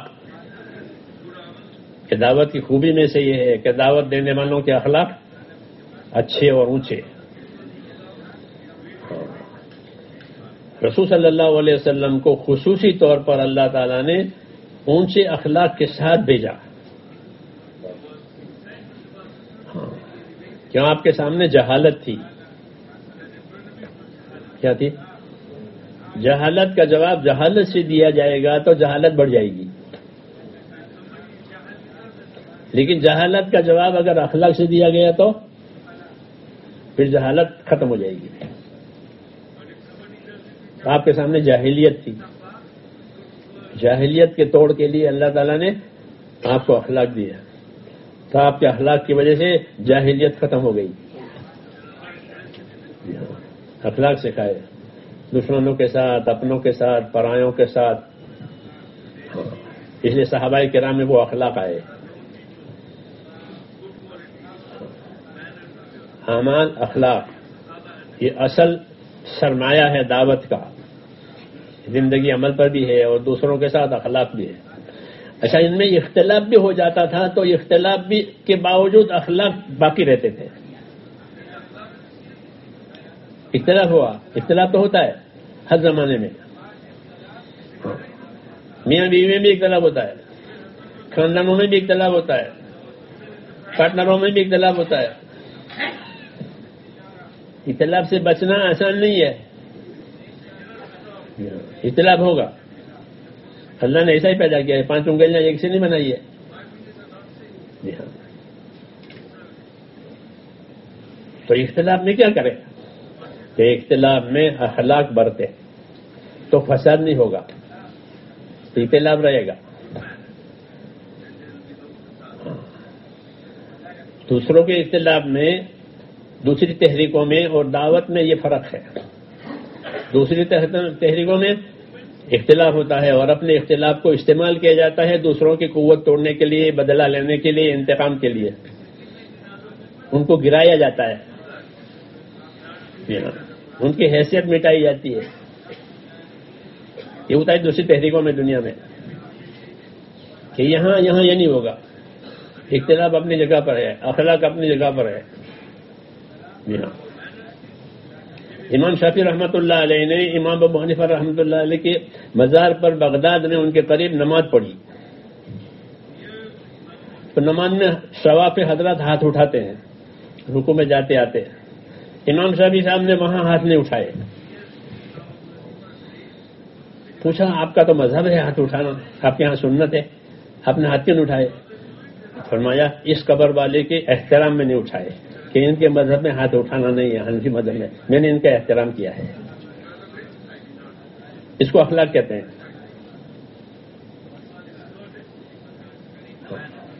یہ احترام ہے کیونکہ یہ قابل احترام ہے، یہ نہیں کہ ہماری بات نہیں مانتی تو کسی کام کا نہیں ہے، ایسا نہیں ہے۔ حدیثوں میں ہے انزل الناس منازلہم، ہر آدمی کو اس کے درجے پر رکھو اور اس کے درجے پر اس کو سمجھو، یہ نہیں کہ ہمارے نہیں مانتا تو کسی کام کا نہیں ہے۔ یہاں اس کا ایک درجہ ہے، ہاں اختلاف اپنی جگہ پر ہے۔ جی ہاں، یہ تھا اخلاق۔ امیر معاویہ رضی اللہ تعالیٰ عنہ اور علی رضی اللہ عنہ کے درمیان میں اختلاف ہوا، بہت بڑا اختلاف ہوا، دونوں طرف جنگ۔ ابو ہریرہ رضی اللہ تعالیٰ عنہ علی کے ساتھ تھے ان کی فوج میں، جب کھانے کا وقت آتا تھا تو معاویہ کی فوج میں چلے جاتے تھے۔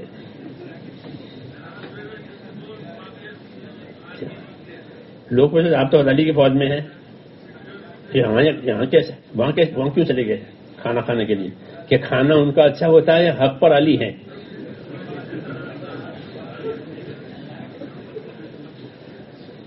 اچھا وہ بھی کھانا کھلاتے تھے؟ شامی فوج تھی ان کی، عراقی فوج تھی، تو کھانا کھلاتے تھے، کیوں کہ ہمارے بھائی ہیں، صحابی ہیں، اختلاف اپنی جگہ پر ہے۔ تو حضرت ابو ہریرہ نے فرمایا کہ کھانا شامیوں کا اچھا، اس لیے کہ شام جو ہے بہت سرسبز ملک ہے، پھلوں کی پیداوار آج بھی، تو کھانا ان کا اچھا ہوتا ہے اور حضرت علی حق پر ہے، اس لیے حق کا ساتھ دینا ہے۔ یہ اختلاف دنیا نے نہیں دیکھا ہوگا اس وقت، ورنہ کھانا کھانا جب تو زہر دے دے، ہاں جنہیں وہ کھلا دیتے۔ اس کو اخلاق کہتے ہیں، انصاف کہتے ہیں۔ اختلاف اپنی جگہ پر، اختلاف تو ہونا چاہیے، یہ نہیں کہ دہی دودھ سب ایک، ایسا نہیں ہو سکتا کہ دہی بھی ٹھیک ہے دودھ بھی ٹھیک ہے، سب ایک کرے تو نہ دودھ رہے گا نہ دہی رہے گا۔ اس لیے جو بات حق ہے وہ تو حق ہے، اس کی تو اتباع کی جائے گی۔ جب نے دعا میں ابھی سنا ہے نا، دعا میں ارنا الحق کا حق ہوں، تو اب وہ نے یہ جواب دیا علی کے ساتھ رہنا ہے کیونکہ علی حق پر ہے اور کھانا ان کا اچھا ہے، اس لیے کھانا یہاں کھائیں گے۔ یہ سیرت کہلاتی ہے کہ اختلاف اخلاق کے ساتھ، فساد کے ساتھ نہیں۔ جب یہ بات نہیں ہوگی تو اختلاف فساد کے ساتھ ہوگا۔ اس لیے صحابہ کی سیرت ہمارے سامنے ہے اور ہونی چاہیے، اور دعوت کی خوبی ہے یہ کیا کہ ہمارے اخلاق، اختلاف اپنی جگہ، اور معاملہ کسے کریں گے؟ یہ اخلاق سے کریں گے۔ اللہ تعالیٰ نے نبیوں کو اخلاق کی خاص تعلیم دی ہے، کیونکہ اخلاق کا تعلق بندوں سے ہے، اخلاص کا تعلق اللہ سے ہے۔ اخلاص کس کو دکھانا ہے؟ اخلاص اللہ کو دکھانا ہے کہ آپ کے لیے کر رہے ہیں، اور اخلاق کس کو دکھانے ہیں؟ کہ اخلاق بندوں میں، یہ بندوں کا حق ہے۔ ہمارا چوتھا نمبر اسی معاشرت کے لیے ہے، اسی رہن سہن کے لیے ہے کہ ایمان والوں کی اور دعوت والوں کی زندگی کہ وہ اخلاق والی، اکرام والی۔ اور اکرام میں کیا چیزیں ہیں؟ کہ اکرام میں انصاف ہے، اکرام میں احسان ہے، اکرام میں ایثار ہے، اکرام میں یہ چیز ہے، انصاف ہے۔ انصاف کا کیا مطلب ہے؟ انصاف کا مطلب یہ ہے کہ جو چیز اپنے لیے پسند کرو گے وہی اپنے بھائی کے لیے پسند کرو گے، جو چیز اپنے لیے ناپسند کرو گے وہ دوسروں کے لیے بھی ناپسند کرو گے. یہ انصاف کا تقاضا ہے. انصاف کرنا ہر وقت فرض ہے اور ظلم کرنا ہر وقت حرام ہے. انصاف اور ظلم مقابل میں ہے. کہ انصاف نہیں ہوگا تو ظلم ہوگا. قاعدے کی بات ہے نا کہ انصاف نہیں ہوگا تو کیا ہوگا؟ یہ ظلم. اندھیرا نہیں تو اجالا، اجالا نہیں تو اندھیرا. تو انصاف سکھایا. حضور صلی اللہ علیہ وسلم کو انصاف کرنے کا خاص طور سے حکم دیا گیا کہ آپ انصاف سے رہیں اللہ کے مخلوق میں. امرت لأعدل بینکم، مجھے حکم ہے تمہارے درمیان میں انصاف کروں. تو حضور صلی اللہ علیہ وسلم نے انصاف کو زندہ کیا ہے تاکہ حقوق پائمال نہ ہو.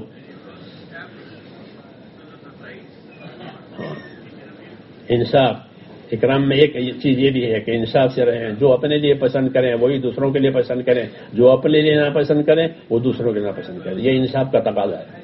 نہیں تو حقوق پامال ہو جائیں گے. جب حقوق پامال ہوں گے تو پھر عداوتیں، دشمنیاں اور فساد کا ہونا لازمی ہے.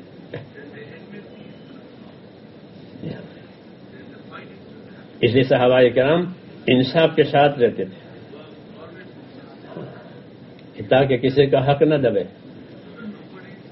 اس کا حق ادا ہو جائے. یہ پہلا درجہ ہے اکرام کا کہ اہل حقوق کے حقوق پہچاننا اور ادا کرنا. اس حقوق میں انصاف والے حقوق میں جانور بھی ہے کہ جانوروں کے کیا حقوق ہیں وہ بھی دیکھو. صحابہ کو اس کی طاقت ہوتی تھی کہ اپنے جانوروں سے اتنا کام لو جتنا ان کی طاقت ہے اور اتنا چارہ کھلاؤ جتنی ان کی ضرورت ہے. جانوروں پر سفر ہوتے تھے یا کاریں تھیں؟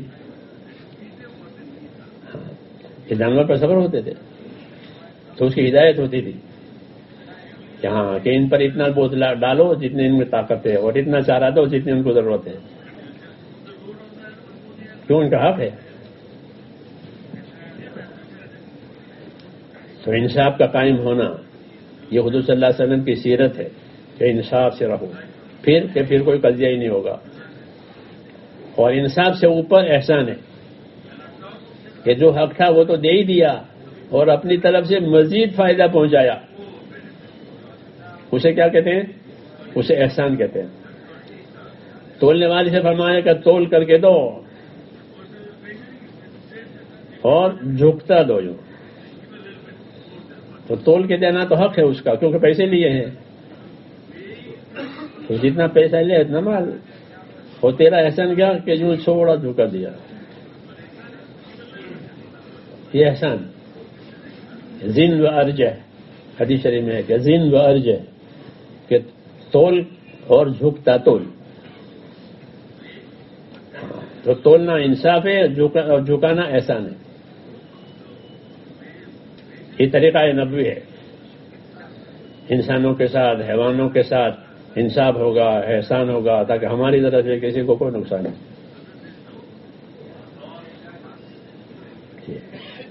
اور احسان سے اوپر ایثار ہے. تیسرا ایثار کا مطلب یہ ہوتا ہے کہ دوسروں کی ضرورت پہلے، ہماری ضرورت بعد میں. یہ ایثار کہلاتا ہے. انصار مدینہ نے اللہ کے دین کی نصرت ایثار کے ساتھ کی ہے. اپنی ضرورتوں کو پیچھے ڈالا اور دوسروں کی ضرورتوں کو پورا کر دیا. بھوکے رہ کر کھانا کھلے پڑتے نا قصے ان کے. یہ اعلیٰ درجہ ہے کیونکہ رسول صلی اللہ علیہ وسلم کے گھر میں ہر وقت ایثار رہتا تھا. آپ کے گھروں میں ہر وقت ایثار ہی رہتا تھا کہ کوئی چیز آئی تو دوسروں کے لیے. اس لیے گھر میں فاقہ رہتا ہے. گھر میں کچھ نہیں ہے، پینے کے لیے پانی ہے بس. تو وہ ایثار کی وجہ سے. تو اخلاق کا اونچا معیار حضور صلی اللہ علیہ وسلم نے قائم کیا تھا. اس کی وجہ سے دشمن دوست ہو گئے. دشمن نے ان کے دلوں سے نکل گئی کہ ان کی کوئی غرض نہیں ہے، اس کے علاوہ ہمارے ساتھ احسان ہے، ہمارے ساتھ ایثار ہے. کوئی غرض تو ہے نہیں کیونکہ ان غرض تو آخرت ہے. یہ دعوت کی خوبی ہے حسن اخلاق، حسن اسلوب، کہ اپنی دعوت کو اچھے اسلوب سے پیش کرو، اچھے ڈھنگ سے پیش کرو۔ حضور صلی اللہ علیہ وسلم کو نرمی کا حکم دیا گیا تھا کہ آپ نرم رہیں۔ آپ کا اسلوب اپنے دین میں، اپنی دعوت میں نرم، لوگوں کے ساتھ نرمی۔ جب آپ اپنی نماز پڑھتے تھے تو پاؤں پہ ورم آتے تھے، لوگوں کو نماز پڑھاتے تھے تو والتین والزیتون سے پڑھاتے تھے تاکہ لوگوں پر ہلکا رہے۔ یہ اپنی بھاری پڑھتے تھے، یہ پاؤں پر ورم آنے والی، یہ اسلوب کہلاتا ہے، لوگوں کے ساتھ آسانی برتو۔ تو دین کی دعوت سمجھانے میں، دین کے عمل کرنے میں، کہ لوگوں کے ساتھ آسانی برتو، اپنا اسلوب، اپنا ڈھنگ کہ آسان بناؤ، پھر وحشت نہیں ہوگی، نفرت نہیں ہوگی، بلکہ اقبال ہوگا، استقبال ہوگا۔ اس لیے اسلوب اچھا بناؤ، اسلوب سیکھو بڑوں سے۔ کس سے؟ ہاں، اس محنت میں صحبت، محنت دونوں ضروری ہے۔ کیا ضروری ہے؟ محنت بھی کرے اور کسی کی صحبت بھی اٹھاوے، جاننے والوں کی، ہاں، جن کو اللہ تعالیٰ نے کمال بخشا ہو ان کی صحبت میں رہے تاکہ کمی دور ہو جاوے۔ ہاں، محنت بھی ضروری، صحبت بھی ضروری۔ صحابہ کرام میں دونوں باتیں جمع ہو گئی تھی، صحبت بھی اٹھائی حضور صلی اللہ علیہ وسلم کی اور محنت بھی لگائی۔ جی ہاں، اس لیے اپنے سے جو بڑے ہیں ان کی صحبت میں رہے اور ان سے فائدہ اٹھاوے تاکہ کمی کسر نکل جاوے اور اسلوب اچھا بنے۔ اچھے اسلوب کی مثال حدیثوں میں ہے کہ ایک آدمی نے آ کر کے عرض کیا، یا رسول اللہ مجھے زنا کرنے کی اجازت دیجیے۔ حدیث آپ نے پڑھی ہے فضائل تبلیغ میں کہ مجھے زنا کرنے کی اجازت دیجیے۔ سخت بات ہے، کیونکہ زنا کوئی شریعت میں جائز نہیں ہوا ہے، جیسے شرک جائز نہیں ہے کسی شریعت میں، ایسے زنا بھی اس کی اجازت نہیں ہے کہیں بھی، اس کی اجازت مانگ رہے ہیں۔ تو کیا معاملہ کیا آپ صلی اللہ علیہ وسلم نے؟ اس کو دھمکایا یا اس کو مجلس میں نکال دیا؟ اس کو مجلس سے نہیں نکالا، دھمکایا بھی نہیں، بلکہ اس کو ایک اسلوب سے سمجھایا کہ بھئی زنا کی اجازت مانگ رہے ہو، کوئی تمہاری بیٹی کے ساتھ زنا کرے تو گوارا ہے تم کو؟ تمہاری بہن کے ساتھ کوئی گوارا ہے؟ تو کہنا تو کافی، اور لوگوں کو بھی یہ گوارا نہیں ہے، اور لوگوں کو بھی یہ پسند نہیں ہے کہ ان کی بہن بیٹی سے یہ عمل کیا جائے، اور پھر اس کے لیے دعا مانگی کہ اس کے دل سے زنا کی رغبت نکال دے۔ اس کو اسلوب کہتے ہیں۔ ایک کام کی نفرت پیدا کرانی ہے تو اس کا اسلوب، ایک کام کی رغبت پیدا کرانی ہے تو اس کا اسلوب، کہ اچھے اسلوب کے ساتھ جب بات رکھی جائے گی، پیش کی جائے گی تو وہ قابل قبول ہو جائے گی۔ تو یہی کرتے تھے۔ بدر کی جنگ میں صحابہ نے دشمن کے بہت سے جاسوسوں کو پکڑ لیا، ابو جہل کی طرف سے جو آئے تھے، اور جاسوسوں سے پکڑ کر ان سے خبریں معلوم کرنا چاہتے تھے کہ تمہارے کیا کیا تیاری ہے ہمارے خلاف۔ تو وہ بتاتے نہیں تھے، وہ چھپاتے تھے کیونکہ وہ ہے اس لیے۔ تو ان پر سختی کرنے لگے صحابہ، یہ بتا نہیں رہے۔ حضور صلی اللہ علیہ وسلم کیا قصہ ہے؟ یہ جاسوس سے پکڑے گئے ہیں اور ان سے معلومات لے رہے ہیں، وہ بتا نہیں رہے ہیں، تو پھر سختی کر رہے ہیں۔ فرمایا سختی کرنے کی ضرورت نہیں ہے۔ ان سے پوچھا کہ تمہارے کھانے کا کیا پروگرام ہوتا ہے؟ حضور نے پوچھا کہ ہمارے ہاں روزانہ 10 اونٹ کٹتے ہیں، 10 اونٹ روزانہ کٹتے ہیں۔ فرمایا بس پتہ چل گیا ان کے پاس کتنی طاقت ہے کہ 10 اونٹ کٹتے ہیں، اس کا مطلب یہ ہے کہ ان کا مجمع 1000 کا ہے جو ہمارے خلاف لائے ہیں یہ، کیونکہ ایک اونٹ کو 100 آدمی کھاتے ہیں۔ یہ نہیں پوچھا کتنے آدمی ہے، کتنی تیاری ہے، کہ کیا کھاتے ہو، کیا کھاتے ہو، کہ روز 10 اونٹ کاٹ کے کھاتے ہیں۔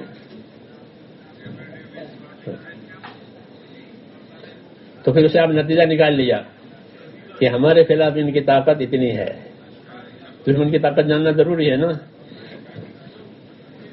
یہ 1000 ہیں یہ لوگ، کیونکہ 10 اونٹ کو 1000 آدمی کھا لیتے ہیں. کہ ان کو ماننے کی ضرورت نہیں ہے، بات مل گئی. اسے اسلوب کہتے ہیں. یہ نہیں کہ موقع بے موقع بات کہہ دی کہ نہیں، بہت احتیاط سے بات کرو. اپنی دعوت، اپنی تقریر، اپنا بیان احتیاط سے کرو. کیوں کہ ہم دین کی رغبت پیدا کرانا چاہتے ہیں، نفرت پیدا کرانا نہیں چاہتے. کہ لوگ ہماری سنیں تو ان کو رغبت پیدا ہو، شوق پیدا ہو، اپنی کمی قصور کا ان کو اندازہ ہو کہ وہ اتنا بڑا کام ہے اور ہم نے کیا نہیں. ندامت آوے تو ندامت آوے دلوں میں، رغبت آوے دلوں میں. یہ تو مطلوب ہے. اس انداز سے بات کرے کہ ندامت آوے کہ ہم نے کیا نہیں اتنا بڑا کام، اور ان کے اندر رغبت آوے کہ یہ تو کرنے کی چیز ہے، چھوڑنے کی چیز نہیں ہے. یہ اسلوب ہے. اپنے اوپر رکھ کر کہیں، دوسروں کے اوپر رکھیں تم ایسا کرو، تم ایسا کرو. لیڈروں کی طرح سے کیسا نہیں ہے کہ بھئی ہمیں یہ کرنا ہے، ہمیں یہ کرنا ہے، یہ ہماری ذمہ داری ہے. اپنے آپ کو شریک کرو اندر. یہ اسلوب ہے کہ بیان کا انداز ہمارا نرم ہوتا ہے اور ترغیب کا ہوتا ہے. جنت، جہنم، آخرت استعداد کے مطابق بتا کر کے آپ عمل کے لیے تیار کرنا. کسی پر کوئی تنقید نہیں، کسی کے کوئی تنقید نہیں، کچھ نہیں. اور دین کے جتنے دوسرے کام ہو رہے ہیں دنیا میں، ہم اس کی قدر کریں. کیا کریں؟ اس کی کاٹ نہ کریں.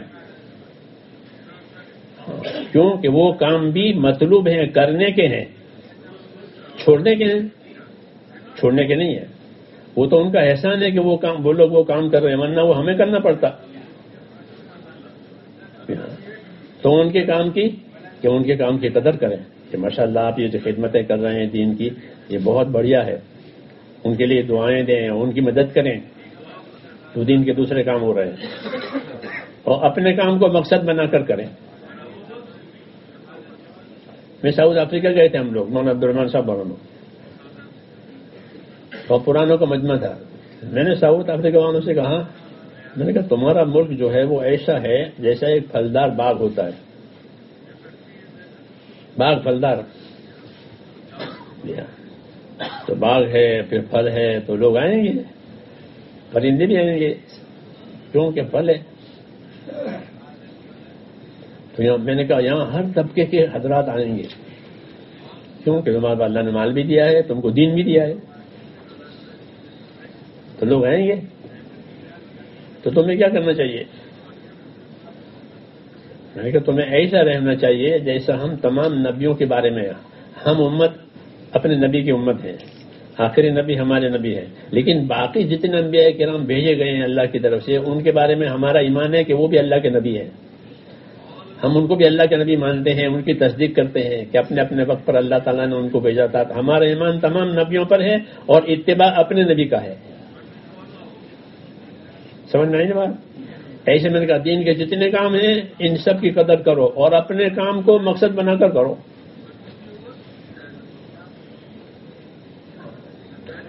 جی ہاں، کیونکہ حق جتنے کام حق پر ہیں ان کا تعاون ضروری ہے کہ ایک دوسرے کی معاونت کریں، ایک دوسرے کے مددگار بنیں، ایک دوسرے کی قدر کریں، کاٹ نہ کریں.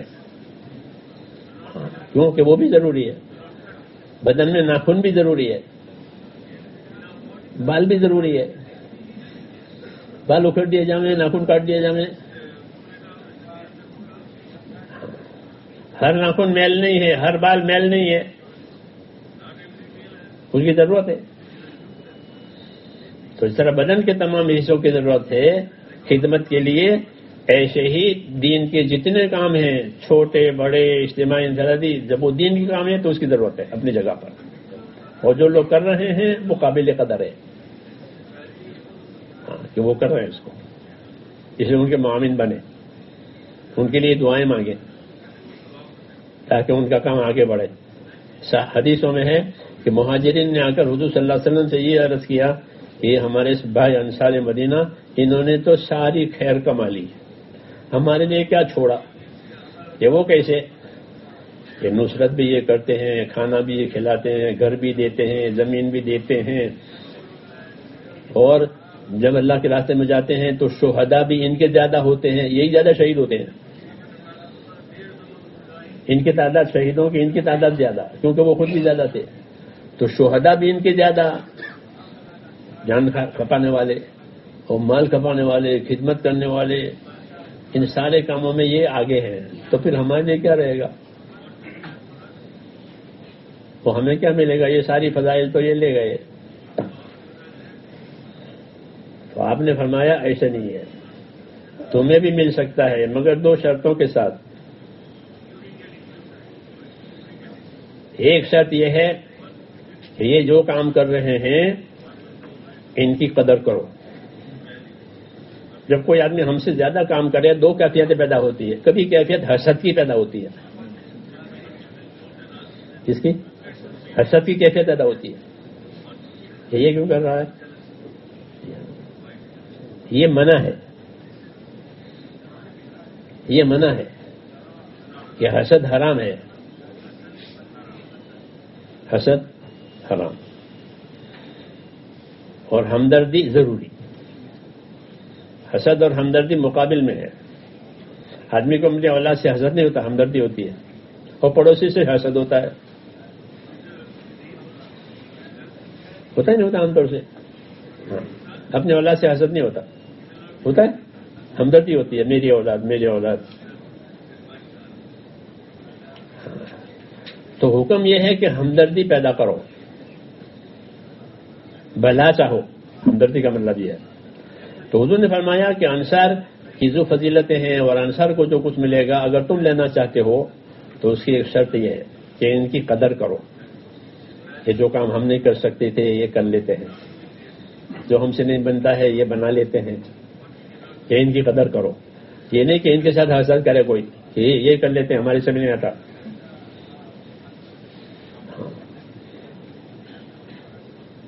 کہ ان کی قدر کرو، ان کے کاموں کی قدر کرو، اور دوسرا ان کے حق میں دعا مانگو۔ کیا کرو؟ ان کے حق میں دعا مانگو کہ اللہ یہ کر رہے ہیں تو انہیں بدلا دے، تو انہیں جزائے خیر دے، تو انہیں اخلاص دے، کہ ان کی دعا مانگو۔ صحابہ ایک دوسرے کے لیے دعا مانگتے تھے۔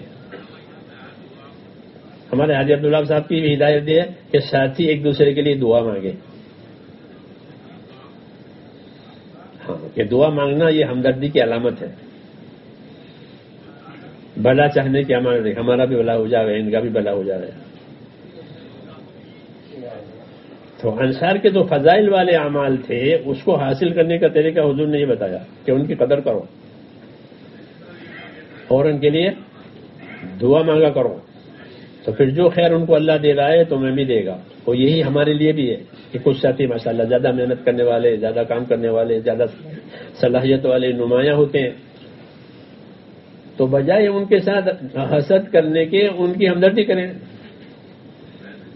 ہاں، تو پھر جو اللہ تعالیٰ ان کو ثواب دے گا وہ ان کو ملے گا۔ کیوں؟ ان کے ہمدرد ہیں، ان کے حق میں دعا گو ہیں۔ اور دین سارا کا سارا جو ہے وہ نصیحت اور خیرخواہی پر مبنی ہے۔ حدیث شریف میں ہے کہ دین النصیحہ، کہ دین کیا ہے؟ کہ دوسروں کا بھلا چاہنے کا نام دین ہے۔ جامع حدیث ہے، حدیث کی کتابوں میں کہ دین النصیحہ، کہ دین دوسروں کا بھلا چاہنے کا نام ہے۔ جو دوسروں کا بھلا نہ چاہ سکے وہ کیا دین اس کو سکھا سکے گا؟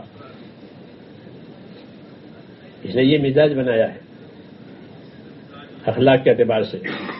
تو اچھے اخلاق، اچھے اسلوب دعوت میں، اور ایک بات دعوت میں یہ ہے حسن ظن، حسن ظن، کہ اللہ کے ساتھ اچھا گمان رکھو۔ کیا رکھو؟ ناگوار حالات آوے تو آدمی کو شیطان نا امید بناتا ہے کہ تیرا تو کوئی کام بنتا ہی نہیں ہے، تو نے تو دعائیں بھی بہت مانگی، وقت بھی بہت لگایا، اور وظیفہ بھی بہت پڑھا، آیت بھی پڑھی، مگر تیرا تو کوئی کام بنتا نہیں ہے۔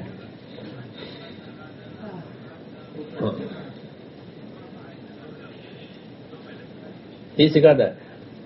تو پھر کیوں اس کام کے پیچھے پڑا ہے؟ چھوڑ دے. اللہ سے نا امید کر کے کاٹنا. مولانا اجازت صاحب فرماتے تھے کہ جیسے شیطان گناہوں میں ڈال کر کے اللہ سے کاٹتا ہے، ایسے نا امید اللہ سے بنا کر کے بھی کاٹے گا کہ تیرا تو آج تک کوئی کام بنا ہی نہیں، تو اللہ کے کام میں سدا رہا، اور نہ تیری بیماری دور ہو گئی، نہ تیری تنگی دور ہو، پتہ نہیں کیا کیا بتاوے اس کو. یہ تو حضور صلی اللہ علیہ وسلم صحابہ سے فرماتے تھے کہ اللہ سے اچھا گمان رکھو کہ اللہ جو کرتا ہے وہ صحیح کرتا ہے، اللہ جو کرتے ہیں وہ حق ہے. اللہ جانتے، ہم نہیں جانتے. کوئی چیز ہم کو ناگوار لگ رہی ہے اور وہی بات ہمارے حق میں بہتر ہے مگر ہم جانتے نہیں ہیں، اللہ جانتے ہیں. اس لیے فرمایا جابر بن عبداللہ سے کہ دیکھو جابر، تمہاری موت اس حال میں آنی چاہیے کہ تمہارا گمان خدا کے ساتھ اچھا ہو. اور اللہ کی سنت یہ ہے کہ میں بندے کے ساتھ ایسا معاملہ کروں گا جیسا وہ میرے ساتھ گمان کرے گا.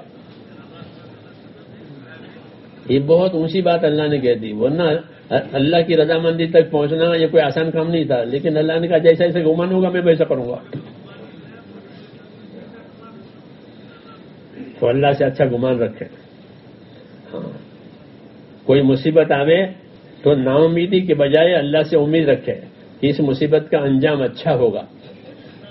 ہاں، بعد میں تو کوئی مصیبت آتی ہے مگر اس کا انجام اور نتیجہ اچھا ہوتا ہے. جیسے کڑوی دوا کڑوی لگتی ہے لیکن اس کا انجام شفا ہوتی ہے. تو اپنے نفس کو سمجھاوے، ورنہ شیطان نا امید بنا کر کے کاٹ دے گا، پھر کہیں کا بھی نہیں رہے گا. اس لیے اللہ سے اچھا گمان اور آپس کا اچھا گمان. اللہ آپس میں کام کرنے والوں میں ایک دوسرے کے ساتھ اچھا گمان. ان کی کمی کوتاہی پر نگاہ کرنے کے بجائے ان کی خوبی پر نظر کرو. مولانا اجازت صاحب فرماتے تھے ہماری تبلیغ تو خوبیوں کا لین دین ہے. کیا ہے؟ خوبیوں کا لین دین. ہر آدمی میں اللہ نے کچھ نہ کچھ رکھا ہے خوبی میں سے، یہ نہیں کہ سب کو خرابی پیدا کیا ہے. بلکہ حضور صلی اللہ علیہ وسلم تو یہاں تک فرماتے ہیں کہ الناس معادن کا معادن الذهب والفضة، کہ لوگ اپنی جگہ اتنے قیمتی ہیں جیسے سونے چاندی کی کانیں ہوتی ہے زمین میں، سونا نکلتا ہے وہ زمین قیمتی. ایسے انسان کہ اللہ نے انہیں بڑی بڑی صلاحیتیں رکھی ہیں دین کی خدمت کے لیے، عبادت کے لیے. اللہ نے بڑی بڑی صلاحیتیں رکھی ہے. اس کو ماحول ملے تو وہ بڑا بڑا کام کرے. ہاں، ماحول نہ ملے تو ایسے زمین میں سونا ہے کسی نے اس کو نکالا ہی نہیں ہے، لوگ اس پر پیشاب کریں گے. ہاں، کیونکہ وہ زمین میں دبا ہوا ہے. دعوت کی محنت اس لیے دی گئی ہے کہ لوگوں کو اپنے ماحول میں سے نکالو اور ان کو کام پر ڈالو تاکہ ان کی صلاحیت کا پتہ چلے کہ یہ آدمی کتنی صلاحیت والا ہے. دعوت نکالے لوگوں کو، پھر وہ کام کرے گا کہ ایک آدمی کتنا کام کر لیتا ہے دین کے لیے، آخرت کے لیے، اس کی صلاحیت کا پتہ چلے گا. چنانچہ پتہ چلتا ہے. اس لیے جماعت کے ساتھ کام کرنا، جماعت ایک آدمی نہیں، جماعت بنے، اور جماعت میں مختلف صلاحیت کے لوگ ہوتے ہیں، اس لیے کام ہوتا ہے.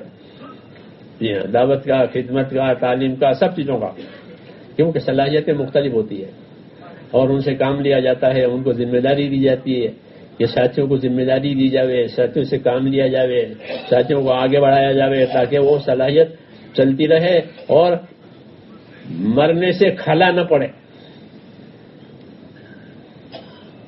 سمجھ میں نہیں بات کہ جو اصل لوگ تھے مر گئے کہ کوئی بات نہیں، دوسرے کرنے والے ہیں، کھلا نہ پڑے، چلتے رہے، کام چلتا رہے. کہ اپنی جگہ کام کرنے والے تیار ہوں کہ پتہ نہیں ہماری زندگی کا کیا بھروسہ ہے. مولانا یوسف رحمۃ اللہ نے لاہور میں کہا کہ بھائی ہم تو آج ہیں کل نہیں ہیں، اور کل جمعہ کے دن انتقال ہو گیا. اس لیے ذمہ داری بتاتے تھے کہ ذمہ داری سے کام کرو، ہم کو مت دیکھو، ہم تو آج ہیں کل نہیں ہیں. اگر ہم کو دیکھو گے تو ہم بھی بت ہیں. یوں کہتا ہم بھی بت ہیں. بت کیا کرے گا؟ بت کچھ کر سکتا ہے کہ بت کچھ نہیں کر سکتا؟ ہم بھی کچھ نہیں کر سکتے، اللہ کریں گے. تو یہ اعتماد کی بات ہے کہ ساتھیوں پر اعتماد اور ساتھیوں کو آگے بڑھانا تاکہ کام میں ترقی ہو. مقصود کام ہے، مقصود کام ہے، اور کاموں کو پھیلایا جاوے سوچ فکر سے، مشوروں سے،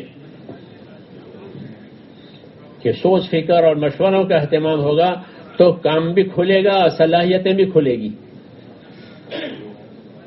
جی ہاں، کام بھی کھلے گا کہ یہ تقاضا ہے، پھر ان تقاضوں کو پورا کرنے والے کون ہیں، کہ مشورے سے وہ بھی ہوں گے، پھر وہ کام بھی ہو جائیں گے اور وہ تقاضے بھی پورے ہو جائیں گے. اس لیے کہا کہ سوچو، اس کو مشورہ کرو، مشوروں کا اہتمام کرو. حضرت علی نے حضور صلی اللہ علیہ وسلم سے پوچھا، یا رسول اللہ، اب تو آپ موجود ہیں، آپ کی حیات میں مسائل پیش آتے ہیں تو حل ہو جاتے ہیں کیونکہ آپ موجود ہیں. آپ کے بعد کیا کریں ہم؟ مسائل پیش آئیں گے، مسئلے کھڑے ہوں گے تو ہم کیا کریں؟ اگر قرآن میں اس کا حل ملے تو الحمدللہ قرآن سے لے لیں گے، سنت میں اور حدیث میں حل ملے تو سنت سے لے لیں گے، لیکن قرآن حدیث میں حل نہ ملے اس مسئلے کا حل تو ہم کیا کریں؟ تو آپ نے فرمایا کہ نیک بندوں کو جمع کرو اور ان سے مشورہ کر کے اس کا حل نکالو، ایک آدمی پر دار و مدار مت رکھو. یہ فرمایا تمہارے مسئلوں کا حل ہے کہ سوچنا، فکر کرنا، مشوروں سے کام کرنا، تو لوگوں کی صلاحیتیں کام پر آئے گی. تو مشورہ ہے ہی مقصد کے لیے. ہاں، یہ مشورہ جو ہے وہ مختلف صلاحیتوں کو جوڑے گا. آپ کی کیا رائے ہے، آپ کی کیا رائے، آپ کی کیا رائے ہے. ہاں، یہ بڑی سنت امت کی صلاحیتوں کو دین پر لانے کے لیے. جب مشورے سے آدمی چلے گا تو اپنی غرض میں ملوث نہیں ہوگا. جو مشورہ ہم کریں گے تو اس کی کوئی غرض نہیں رہی. یہ اس کا اخلاص ہے. یہ لوگوں کو اخلاص پہ لانا اور اپنے اپنے اغراض سے بچانے کا ایک سنت عمل یہ بھی کہ اپنے آپ کو مشوروں کو پابند کیا جائے، مشورہ کیا جائے، مشورے ہی چلا جائے. ہاں، پھر کہ لوگ اپنے اغراض میں سے نکل جائیں گے اور دین کو اپنا کام بنا کر کے کریں گے. تو یہ خوبی آتی ہے دعوت کے ذریعے سے. تو میں نے یہ کہا تھا کہ یہ کام اللہ تعالیٰ نے ہم کو دیا ہے، یہ ایک اللہ کی امانت ہے. اس میں اپنے آپ کو پابند کرنا ضروری ہے. جان مال کا خرچ تو اس میں اصل ہے کہ جان مال کا خرچ کریں گے، کیونکہ جان مال مسلمانوں کو اس لیے دیا گیا. اپنی جان پر، اپنی ذات پر جو جان مال خرچ ہوگا وہ ضرورت کے حساب سے ہوگا. کہ جتنی ضرورت ہے اتنا خرچ کرو، جتنا ضرورت ہے اتنا لگاؤ. تاجر تجارت کرے، زمیندار زمینداری کرے، مزدور مزدوری کرے، کمائے، اور کما کر کے اپنے دین پر بھی لگاوے، اپنی ذات پر بھی لگاوے، لوگوں کے ساتھ جتنا احسان اخلاق کر سکتا ہو وہ بھی کرے، جیسے صحابہ یہ کرتے تھے. ہاں، اپنے آپ کو اسراف سے، فضولیات سے بچاوے. ہاں، شیطان کا ایک حربہ ہے بے دین بنانے کا، کہ مال جہاں خرچ کرنے کا حکم ہے وہاں نہ خرچ کرنے دے، اور جہاں نہیں ہے حکم وہاں خرچ کرا دے. حدیثوں میں یہ امت کو شیطان اس راستے پر لے جائے گا کہ جہاں مال خرچ کرنے کا حکم ہے وہاں تو نہیں، اور جہاں نہیں کرنا ہے وہاں کرا دیا. اب زندگی اسراف میں اور فضولیات میں پڑ گئی. جب اسراف ہوگا مال میں تو مال کی برکت ختم ہو جائے گی. اب جتنا کمائے گا پورا نہیں ہوگا، بے برکتی ہوتی ہے. اس لیے بچایا ہے کہ اسراف نہ کرو، سخاوت ضرور کرو لیکن اسراف نہ کرو، تاکہ کسی کی مدد کر سکو، اپنا کام کر سکو. اللہ تعالیٰ کو اسراف پسند نہیں ہے، اس سے مال اور اسباب کی برکتیں ختم ہو جاتی ہیں. ہاں، ضرورت کے بقدر لگانے میں، ضرورت پر کھانے پینے میں کوئی حرج نہیں ہے. اللہ نے دیا ہی ہے اس لیے کہ اپنی ضرورتیں پوری کرو. اس لیے میرے دوستو، یہ ایک ایسی محنت ہے کہ اگر یہ محنت صحیح رخ پر چلی تو پورے دین پر چلنا آسان ہو جائے گا، ہمارے لیے بھی اور امت کے لیے بھی. اس لیے اس کو اس رخ سے محنت کو لے کر چلانا ہے. اسی لیے یہ مذاکرے ہو رہے ہیں کہ ہم اپنے دین کے اس کام کو صحیح رخ کے ساتھ لے کر کے چلیں اور اپنے آپ کو آگے بڑھاویں، کام کو آگے بڑھاویں. ٹالنے کی بات نہ ہو کہ آج نہیں کل کریں گے، ابھی نہیں بعد میں کریں گے. اس کو ٹالنا کہتے ہیں. شیطان اس راستے سے بھی آتا ہے اور لوگوں کو ٹالنا سکھاتا ہے کہ ابھی کیا ضرورت ہے، بعد میں کریں گے، پھر وہ موقع اس کے ہاتھ سے نکل جاتا ہے، پھر وہ پیچھے رہ جاتا ہے اور وہ کام رہ جاتا ہے اپنی جگہ پر، جس کو تسویف کہتے ہیں، تسویف کہ دوسرے وقت پر ڈالنا، دوسرے وقت پر ڈالنے سے اس کام کا حق ادا نہیں ہوگا. اس لیے اللہ کا کام ہے، اللہ کا حق ہے، دوسروں کا حق ہے کہ اپنے وقت پر اس کو ادا کر دو. خدا نہ کرتا زندگی ختم ہو گئی تو وہ رہ جائے گا، دوسروں کے حقوق ہوں گے اسے بھی ادا کر دو. خدا نہ کرتا زندگی پوری ہو گئی تو وہ دوسروں کا حقوق لے کر مرے گا. اس لیے استقامت پیدا کرنی ہے کہ ہر کام کو وقت دینا، ہر کام کو اس کے وقت پر کرنا، ہاں اچھے اسلوب سے، اخلاص سے اس کو ادا کرنا، یہ ضروری ہے. ہاں اور جیسے حضور نے بنیادیں بتائی تھی کہ اللہ کے بندے بن کر کرو، کونوا عباد اللہ، اللہ کے تو بندے رہو اور آپس کے بھائی رہو، تاکہ حق کا تعاون ہو، حق میں ایک دوسرے کی مدد ہو اور اللہ تعالیٰ حق کو راستہ دے دنیا میں. اور یہی اس امت کا مقصد ہے.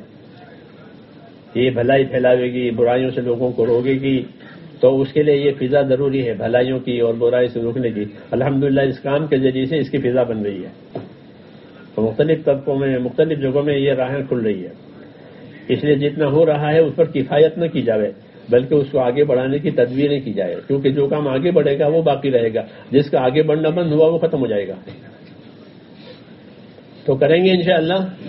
ہاں اپنی اپنی ترتیب بنا کر کے چلتے رہیں.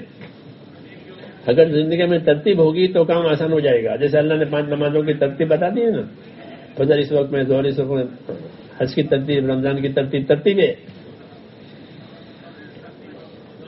ترتیب سے کام آسان، اور ترتیب نہیں ہوئی تو پھر کام مشکل ہے. ایک وقت میں بہت سے کام جمع ہو جائیں گے، کیونکہ وہ کیا نہیں تو وہ کام بھی باقی ہے، یہ بھی باقی ہے. شیطان نے کہا تھا یار نہیں، کل کر لینا، تو کل کے کام آئیں گے. آج کا کام اور کل کا کام، جب آج ایک کام پورا نہیں ہوا تو کل 2 کام کیسے پورے ہو جائیں گے؟ ایک آدمی روز ایک پارا پڑھتا ہے، آج نہیں پڑھا کل پڑھ لیں گے. آج ایک نہیں پورا ہوا تو کل 2 کیسے پورے ہو جائیں گے؟ کل بھی 24 گھنٹے ہیں، آج بھی 24 گھنٹے ہیں. جی ہاں، پھر آج 2 بھی گئے، پھر کل 3 ہو جائیں گے. اس طرح عمل برباد ہوتا ہے اس کا موقع چھوڑنے کی وجہ سے. اس لیے ہدایت ہے کہ ہر کام کو وقت دو. اگر یہ شروع میں تھوڑا بھی ہوگا تو آگے بڑا ہو جائے گا، کیونکہ اس کو وقت دیا ہے. تو زمانہ گزرنے سے وہ زیادہ ہو جائے گا. پہلے تھوڑا تھا، ہر کام پہلے تھوڑا ہوتا ہے، چھوٹا ہوتا ہے، پھر بڑھ جاتا ہے. مسجدیں پہلے چھوٹی بڑی ہو گئی، لیکن وقت دینا ضروری ہے. ہاں اس کو ہم نے وقت دیا ہے تو انشاءاللہ ہر کام اپنے وقت پر ہو جائے گا اور استقامت ملے گی. اور آدمی پابند رہے گا تو اخلاص بھی آئے گا. اللہ تعالیٰ نصیب فرماوے. کریں گے انشاءاللہ. سبحانک اللہم و بحمدک، اشہد ان لا الہ الا انت.